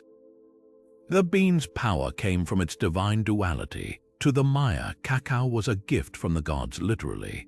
The Popol Vuh creation myth described chocolate as the food of heroes, while kings drank frothy cacao from vessels inscribed with warnings like, "This is the king's cup." Temples controlled the best cacao groves, growing trees in shaded courtyards where priests blessed each harvest. But here's where it turned genius. Temples also functioned as central banks, stockpiling beans to stabilize value during shortages. A Maya codex from the Dresden collection shows cacao being offered to deities alongside jade and quetzal feathers, proof that currency and spirituality were inseparable. Exchange rates reveal an economy of startling complexity. Spanish friar Diego de Landa recorded in 1560 that 1 bean equaled 1 small tomato, 3 beans bought an avocado, and 100 could procure a turkey hen. But value fluctuated based on rarity and ritual. During drought years, cacao surged in worth. After successful harvests, nobles hosted lavish feasts where they literally poured chocolate money into ceremonial pools to return wealth to the gods. The most fascinating twist: cacao was divisible. Beans could be cracked into halves or quarters for small transactions, an ancient precursor to making change. Counterfeiting sparked brutal crackdowns. Archaeologists at El Mirador uncovered pottery shards stuffed with clay, painted to mimic real beans, the work of desperate forgers. Punishments ranged from enslavement to being tied to a stake and stung by swarms of cacao-pollinating midges. The system's collapse came with ironic cruelty. Spanish conquistadors, initially dismissive of Indian money, later seized cacao groves as crown property. By 1580, a single Spanish real coin could buy 200 beans, obliterating 1,000 years of economic tradition. Yet hidden in Guatemala's highlands, Maya communities still use cacao in marriage negotiations, a bittersweet echo of when money grew on trees and heaven tasted like chocolate. The glint of Arab silver dirhams in a Scandinavian burial mound tells a story more complex than bloody raids. It reveals an economic network stretching from the minarets of Baghdad to the icy shores of Newfoundland. Viking traders didn't just loot, they plugged into the Islamic world's booming silver economy, turning Scandinavia into an unexpected hub of globalization. Picture a sphere merchant weighing fragments of hacked silver on a miniature scale, his balance calibrated to match weights used in Samarkand. This wasn't random plunder. It was a sophisticated monetary system where silver's value lay not in coins' faces but in their pure metallic weight. The hacked silver phenomenon turned Viking belts into walking banks. Raiders would chop up ornate Frankish chalices or Islamic coins into precise fragments, creating a flexible currency where a finger ring-sized piece could buy a goat, while a palm-sized chunk might secure a longship sail. Hoards like the Curedale treasure in England, containing over 8,500 silver items from a dozen cultures, show how efficiently Vikings standardized this system. A hacked silver piece found in Dublin might have started as a Persian necklace, been melted into a Byzantine bracelet, then chopped up by a Norse trader in York, its value consistent across kingdoms because everyone trusted the scale, not the stamp. Danegeld took this logic to terrifying extremes. When Viking fleets threatened Paris or London, Frankish and Anglo-Saxon rulers paid them off with literal tons of silver. England's King Ethelred famously coughed up 22,000 kilograms over decades. But here's the twist: this wasn't just extortion, it was an early form of quantitative easing. The influx of Danegeld silver actually stimulated local economies as Vikings spent their payoffs on provisions, slaves, and land.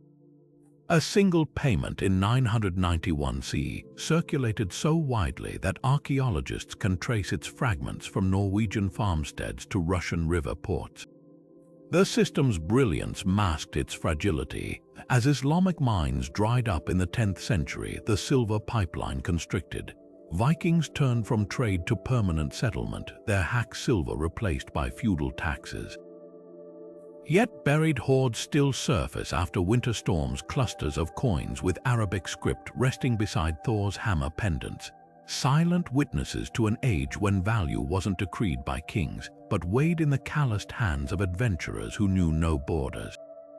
Beneath the towering spires of Angkor Wat, where stone dragons coiled around walkways and bas-reliefs depicted celestial battles, the Khmer Empire built an economy that turned temples into tax offices and holy reservoirs into financial instruments. Unlike the gold-obsessed kingdoms of Europe or the silver-driven trade empires of Asia, the Khmer ruled by controlling two far more vital resources: water and divine authority. At its peak in the 12th century, Angkor wasn't just a city of temples. It was a meticulously engineered economic engine where every carved lotus petal and irrigation canal served a fiscal purpose. The barley reservoirs were the empire's silent accountants. These vast artificial lakes, some stretching 5 miles long, did more than reflect Angkor's gleaming towers. They functioned as the world's most elaborate rice futures market. By controlling monsoon floods through a spiderweb of canals, Khmer engineers guaranteed 3 annual rice harvests instead of 1. But here's where it turned revolutionary. Farmers didn't pay taxes in coins or goods, but in labor days maintaining this hydraulic empire.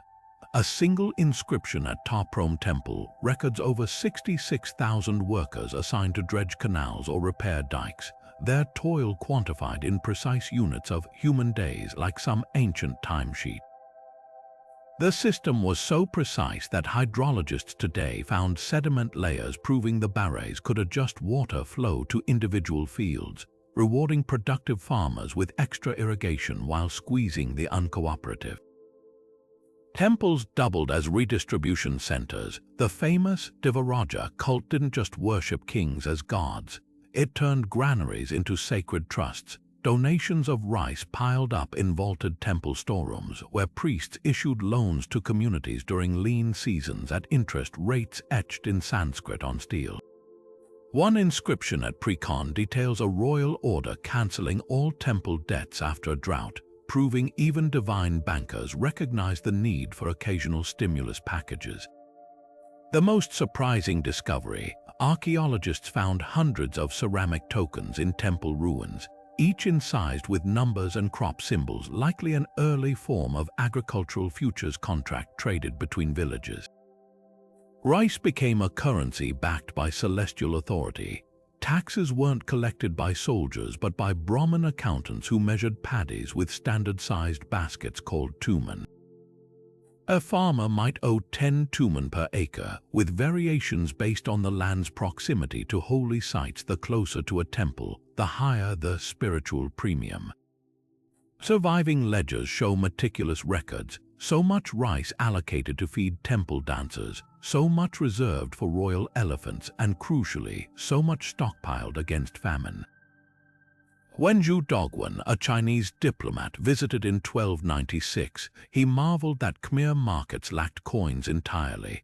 "All trade is done with rice or cloth," he wrote, noting how even the king's concubines were paid in grain allowances measured to the bowl. The system's collapse came from its own success. As temples grew wealthier, they demanded more labor for construction, pulling farmers from fields. Deforestation for expanding rice terraces triggered erosion that clogged the very canals sustaining the empire.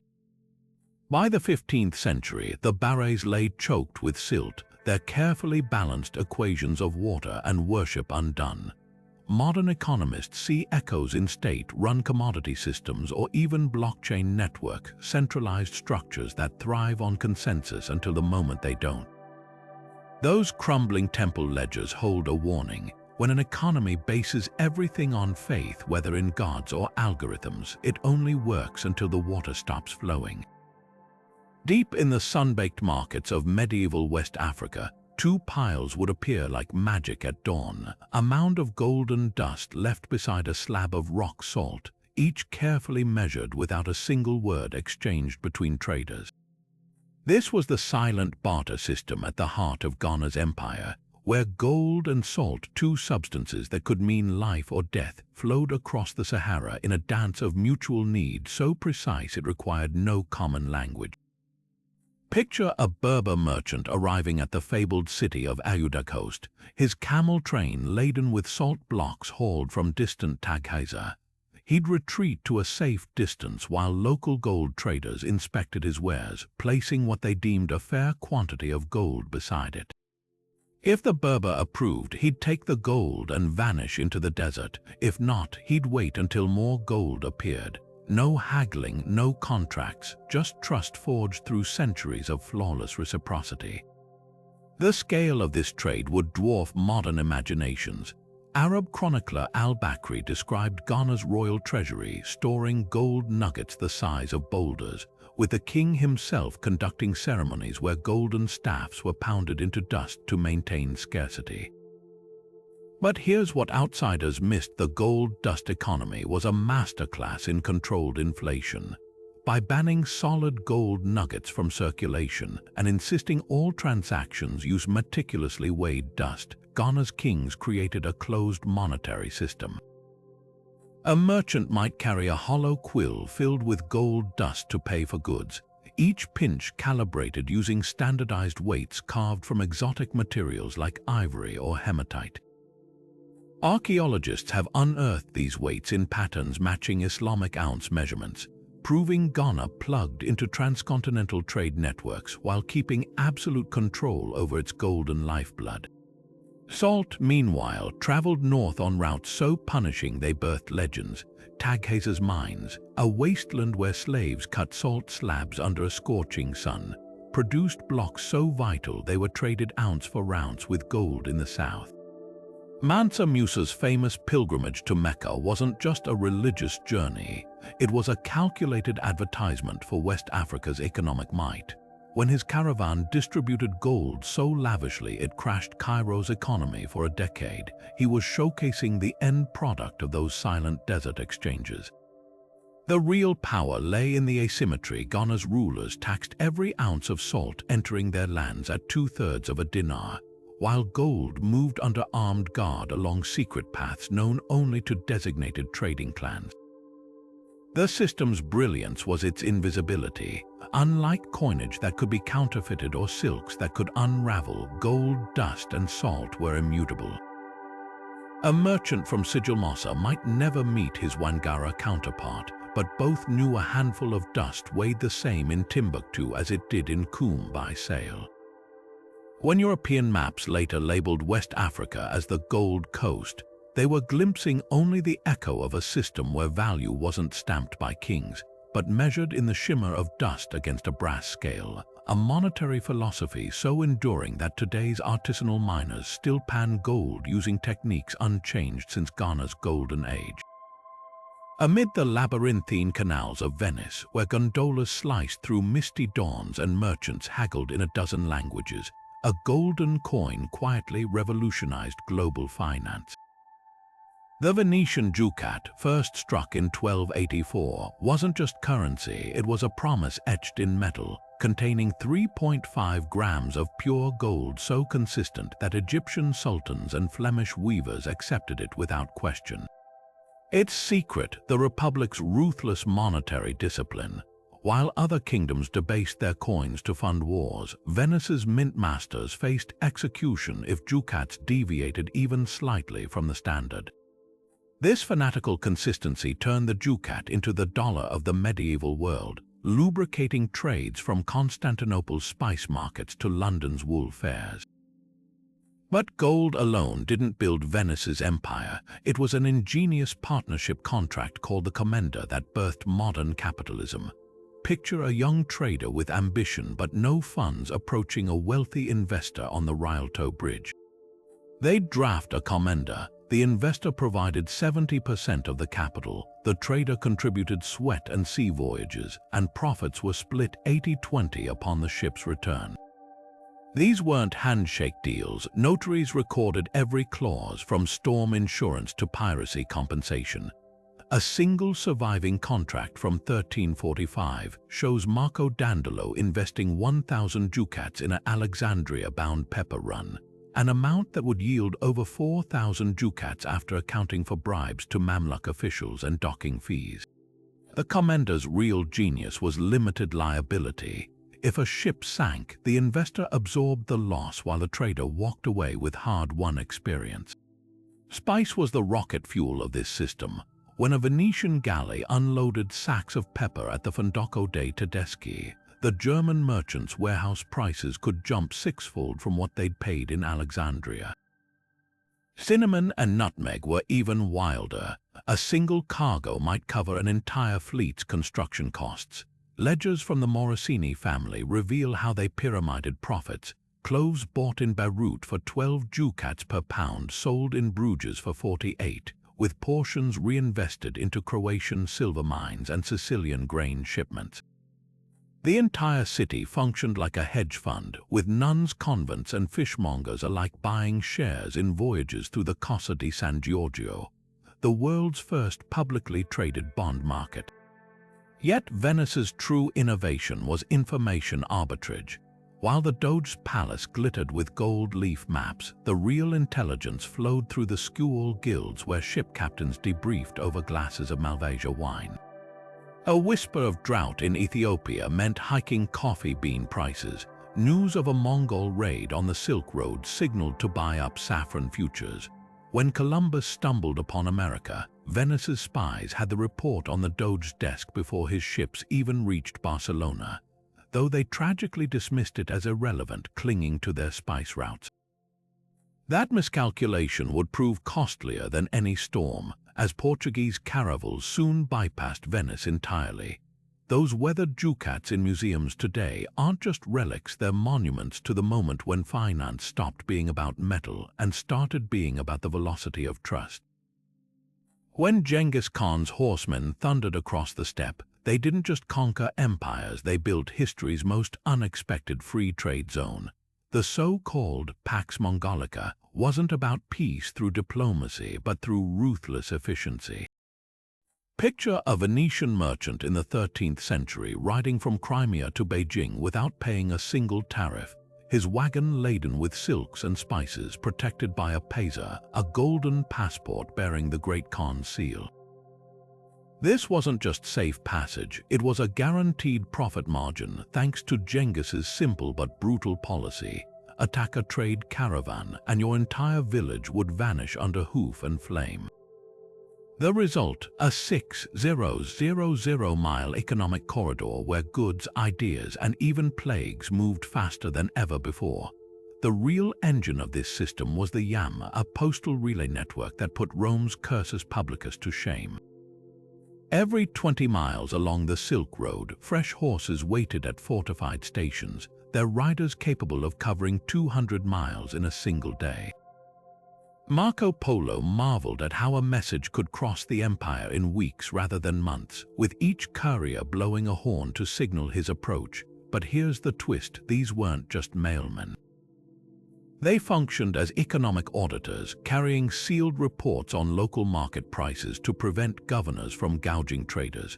A single yam station ledger from Samarkand lists arrival times down to the hour, alongside inventories of fodder and silver allocated to maintain the routes, a logistical precision unmatched until the 19th century. Then came the money revolution. When Kublai Khan decreed in 1260 that paper banknotes were mandatory legal tender, he wasn't just innovating, he was gambling.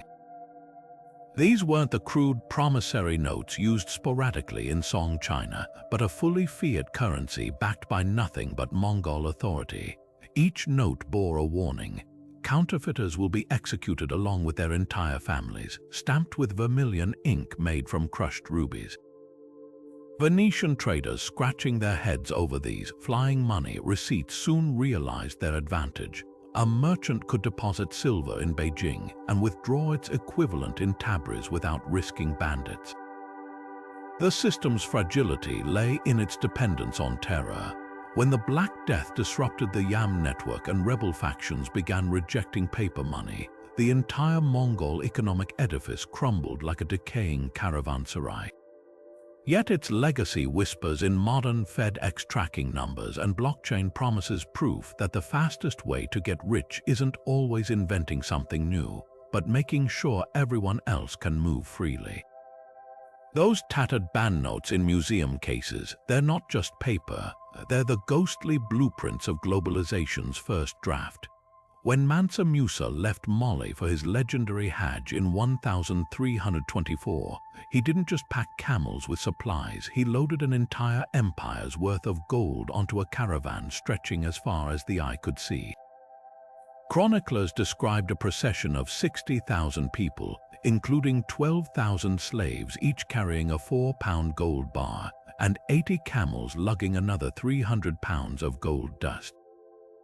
This wasn't just a religious pilgrimage, it was a monetary weapon of mass disruption. Every city along his route from Timbuktu to Cairo witnessed economic chaos as Musa lavished gold on gifts, charities, and street vendors. In Alexandria, the sudden flood of gold dropped its value so drastically that the local dinar collapsed by 20% against silver. The market took 12 years to recover, history's first documented case of hyperinflation triggered by a single traveler.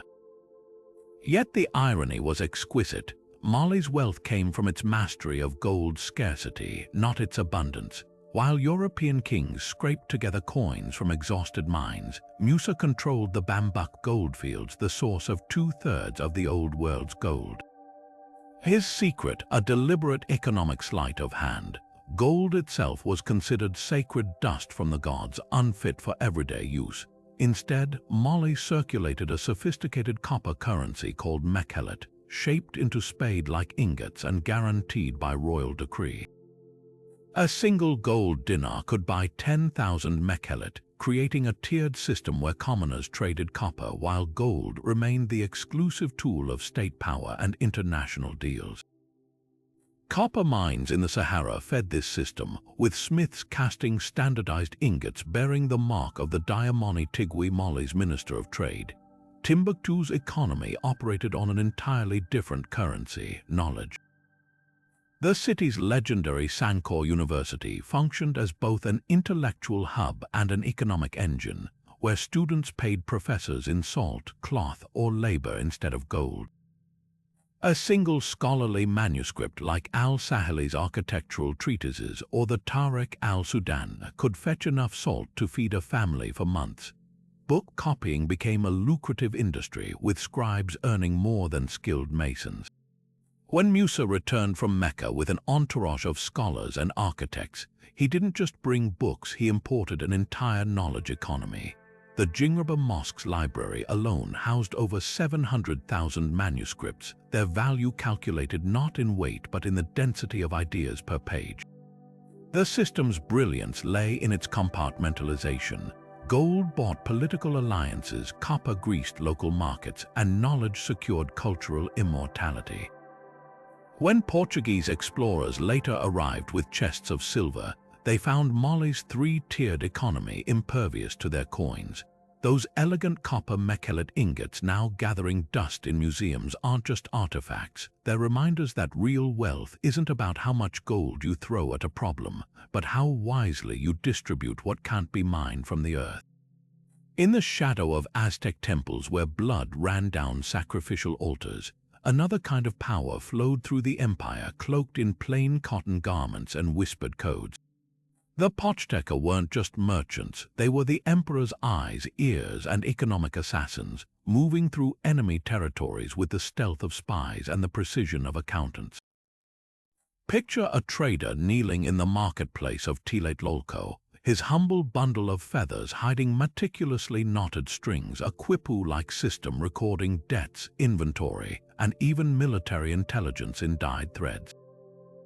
These men walked a razor's edge, too wealthy and they'd be sacrificed for arrogance, too poor and they'd lose access to the empire's most guarded secrets. Their most ingenious tool, cacao beans, the same currency that sweetened Maya markets, became the backbone of Aztec espionage. Unlike the Maya, who traded whole beans, the Pochteca standardized transactions using small cotton sacks called ziquipilli, each holding exactly 8,000 beans. A single sack could buy a canoe, 3 sacks purchased a slave, and 20 secured a jaguar skin cloak fit for a king. But here's where it turned brilliant: beans were also edible encryption. A merchant might nibble one corner of a bean to mark it as inspected, or bite a pattern into a cluster to signal danger ahead. Spanish chronicler Bernardino de Sahagún described how Pochteca used half-chewed beans pressed into clay tablets as receipts, biodegradable contracts that left no trace if intercepted. The tribute economy ran on this clandestine calculus. When the Pochteca returned from distant lands, they didn't just bring jade and quetzal feathers. They delivered coded reports on rival city-states' granary levels, troop movements, and discontent. A marketplace gossip about Tlaxcalan maize shortages could trigger an Aztec embargo, forcing enemies to their knees without drawing a single macuahuitl sword. Tribute lists from Moctezuma's reign reveal chilling specificity: 14,800 mantles from Xochimilco, 24,000 rubber balls from Tochtepec, each demand calibrated to strain but not break subordinate cities, keeping them dependent on Aztec grain reserves. Yet the Pochteca's true power lay in their dual identity. Publicly, they lived austere lives, forbidden from wearing gold or jewels. Privately, they maintained luxury stashes in hidden warehouses, their wealth guarded by guild oaths so binding that betrayers faced entire family lines erased from history. When Cortés arrived, it was a Pochteca defector dubbed La Malinche, who decoded the empire's economic weaknesses for the Spanish, proving that even the most intricate systems shatter when trust unravels. Those weathered cacao sacks in museum displays aren't just relics, they're testaments to an economy where every sweet bean carried the weight of empire and the sharpness of a dagger. High in the Andes, where thin air made breathing a struggle and steep slopes defied farming, the Incas built an empire without money, markets, or even written numbers, using nothing but knots and labor. Their secret, the mita system, a rotational labor tax so precise it turned mountains into bread baskets and peasants into accountants. Picture a village elder unrolling a quipu, a cascade of colored strings dangling intricate knots, while officials calculated how many workers were owed to build the next terraced farm. This wasn't just bookkeeping, it was economic alchemy, transforming sweat and stone into imperial power. At the heart of this system lay the mita obligation. Every household owed the state a set number of labor days annually, rotating between projects like a cosmic chore wheel. Need a bridge over the Apurimac Gorge? Call in mita workers from neighboring valleys. Time to stock the Colca storehouses. Assign families by turns to harvest and dry potatoes. The genius was in its flexibility. A farmer might spend 3 months maintaining irrigation canals, then switch to mining silver at Potosi, all while his family's fields were tended by others fulfilling their rotations. Spanish chronicler Pedro de Cieza de Leon marveled at how not a single idle hand existed from Quito to Chile, with workers even compensated in fine cloth and chicha beer for overtime. Now meet the quipu, the Incas' knotted supercomputer. These deceptively simple codes recorded everything from population counts to grain stocks using a binary-like code of knot positions, colors, and thread twists. A single quipu from Huánuco Pampa tracks over 10,000 laborers assigned to temple construction, with subsidiary codes noting who brought their own tools versus those needing equipment. Training to become a quipucamayok not master took years, as memorized oral codes gave meaning to each twist. When Pizarro's men found warehouses bursting with quippers, they dismissed them as primitive trinkets, missing how these threads held an empire's balance sheets.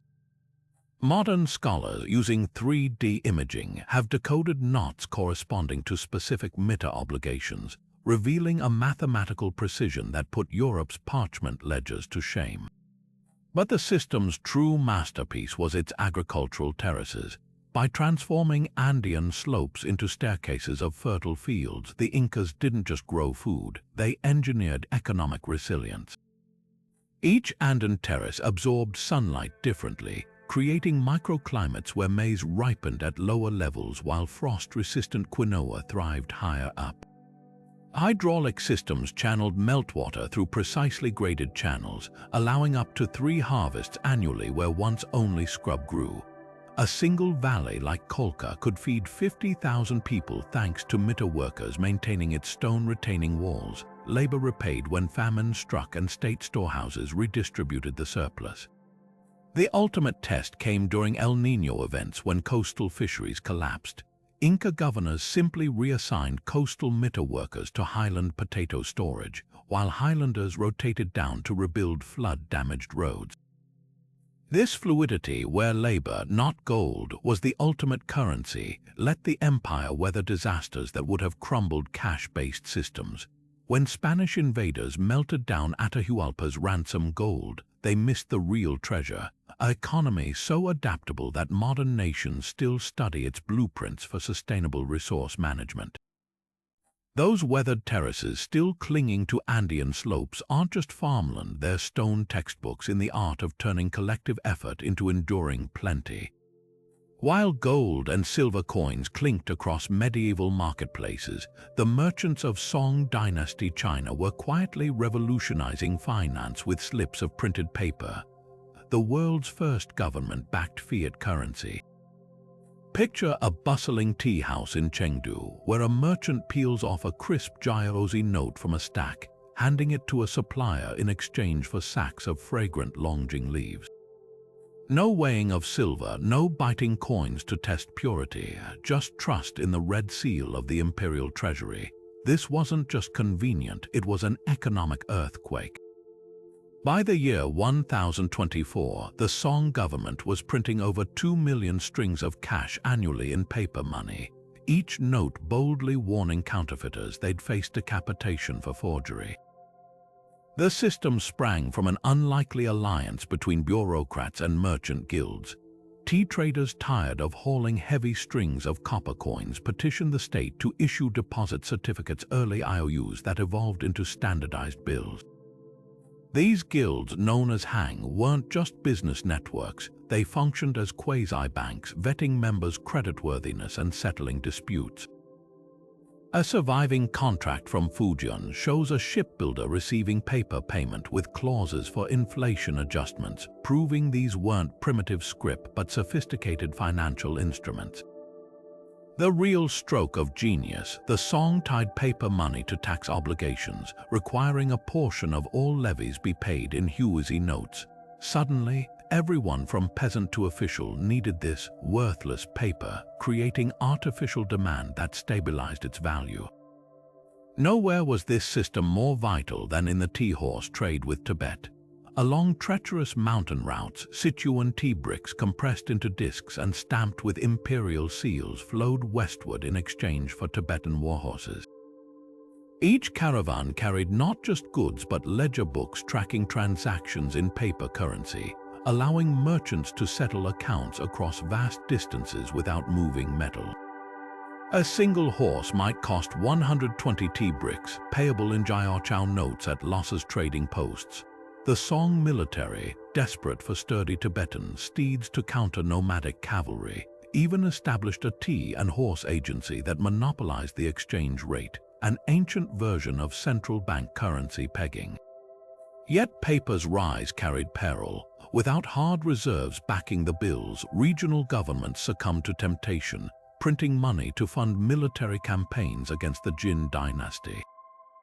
Inflation spiraled so wildly that by 1200, a Guan note that once bought a bushel of rice could barely purchase a handful of beans, the lesson etched into these crumbling documents. Fiat currency thrives only when trust outpaces greed. Those faded Jiaozi notes in museum cases aren't just artifacts, they're stark reminders that the shimmer of gold never dazzles as brightly or burns as fiercely as the ink on a promise. Every monsoon season, the shores of East Africa transformed into a glittering bazaar where Arab dhows and Swahili merchants bartered not with clinking coins, but with silent nods and heaps of gold dust measured against the weight of Venetian glass beads.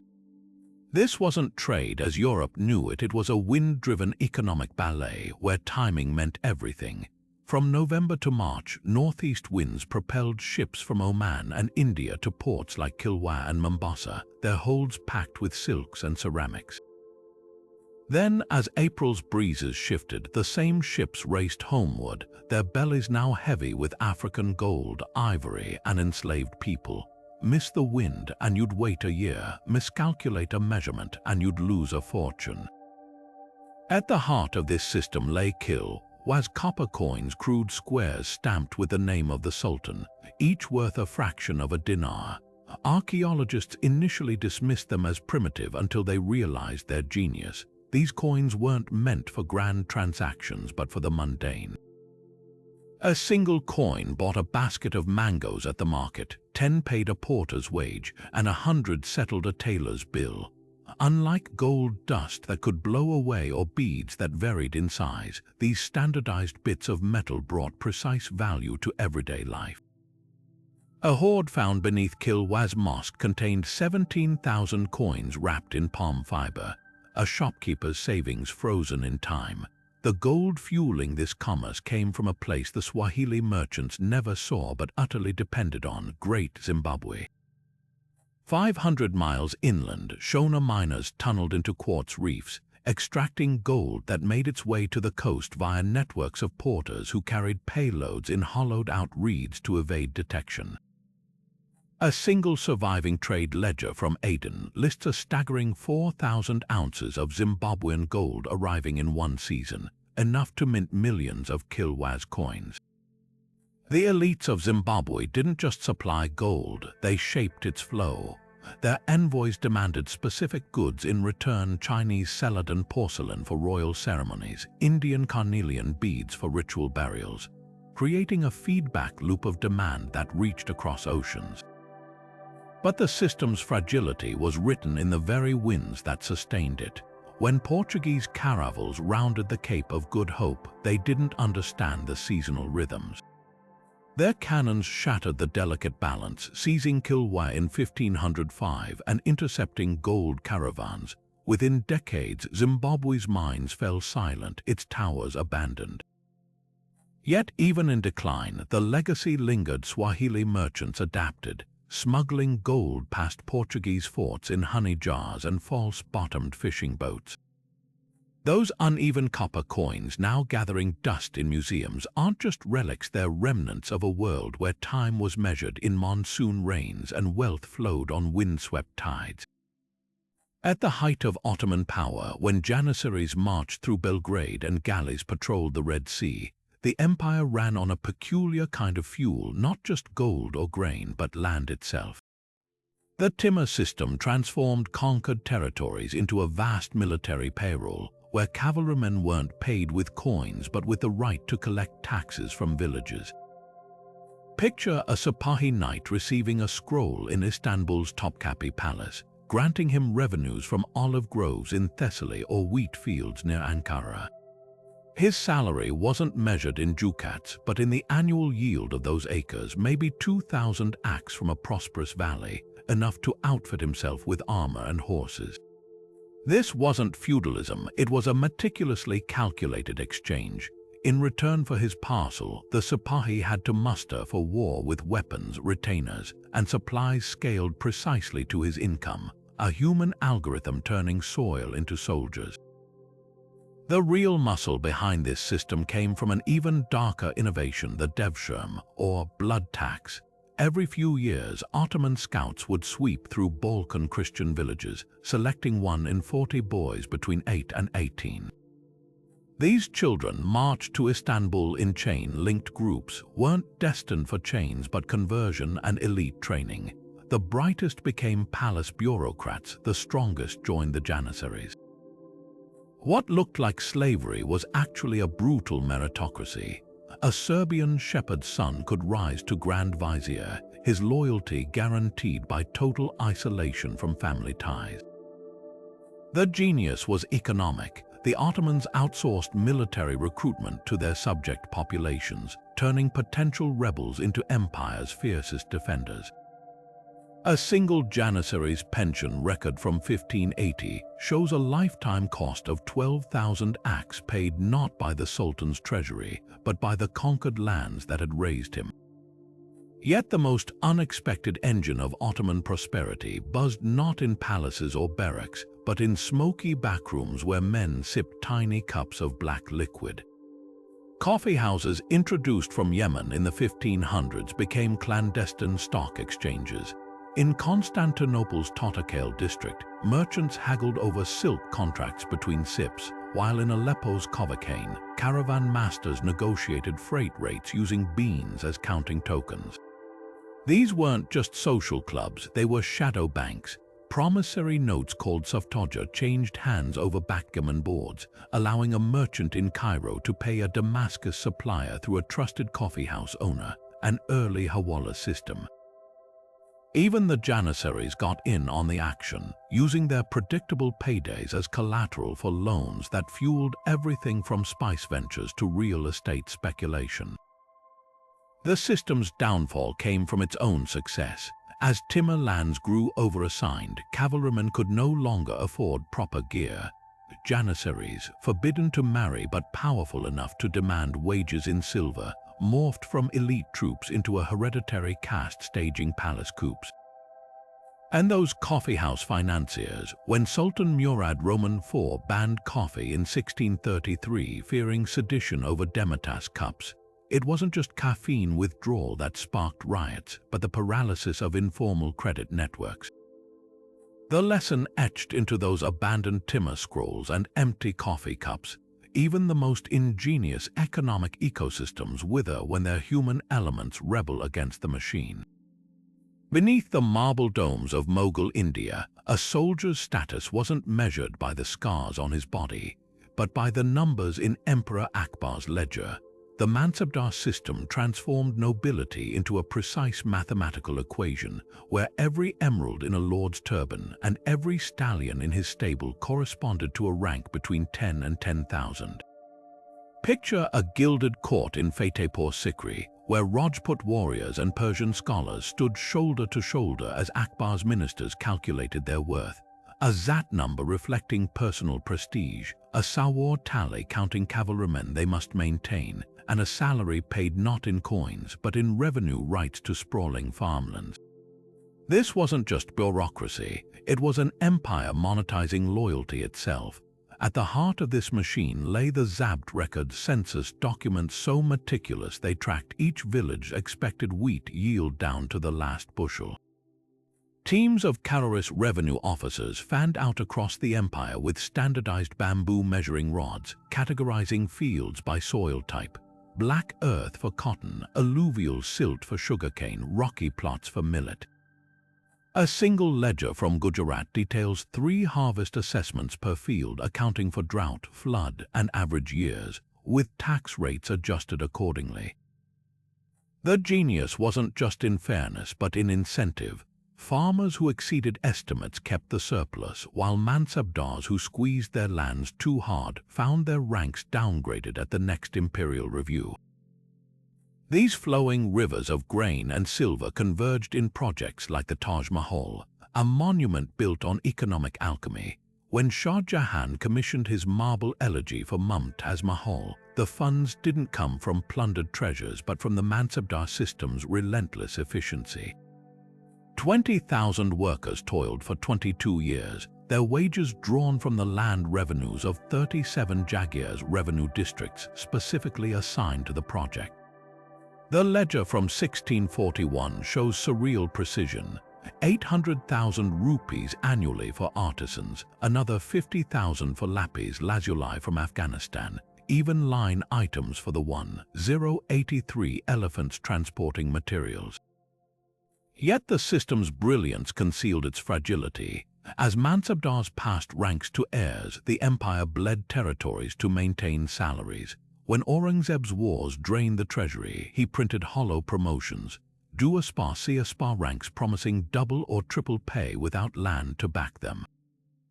Those gleaming account books that once built the Taj Mahal ended up as ash in Maratha raiders' fires, proving even the most elegant equations fail when ambition outruns arithmetic. In the shadow of Edo Castle's gleaming walls, where cherry blossoms drifted over moats lined with spear-wielding guards, Japan's samurai faced an economic paradox. Their legendary swords couldn't slice a single grain of rice, yet their entire worth was measured in it. The koku system, where 1 unit equaled roughly enough rice to feed a person for a year, wasn't just currency, it was the DNA of Tokugawa power. A mid-ranking samurai might receive 50 koku annually, while a provincial daimyo's stipend could soar to 200,000, all calculated in imaginary rice bales stored in castle warehouses. This wasn't just payment, it was a psychological leash. Without land to call their own, samurai became glorified salarymen, their martial pride chained to account books tallying theoretical harvests. The real stroke of genius was Sanken Kotai, the hostage economy disguised as hospitality. Every other year, daimyo were required to march their entire retinue to Edo, leaving their families behind as permanent guests of the shogun. The costs were ruinous. Processions of thousands required custom-lacquered palanquins, silk banners, and nightly banquets to prove loyalty through conspicuous spending. A single daimyo's journey from Hiroshima could drain 6,000 koku, forcing aristocrats to borrow from rice brokers just to maintain appearances. Edo's streets became a rotating stage of economic theater, where rival clans tried to bankrupt each other with ever grander processions while the shogun watched, secure in the knowledge that nobody could fund a rebellion when their wealth evaporated on parade costumes. Yet from this enforced extravagance bloomed an unexpected innovation, the Dojima Rice Exchange. By the 1700s, Osaka's warehouses bulged with rice certificates, paper promises for future harvests traded like modern futures contracts. Samurai pawned their next year's stipends to sake brewers, while merchants speculated on phantom crops from distant provinces. The market grew so sophisticated it developed choi men clearing tickets that functioned as early derivatives, allowing traders to bet on price fluctuations without owning a single grain. A surviving ledger from 1735 shows one broker flipping contracts for 30,000 koku in a single season.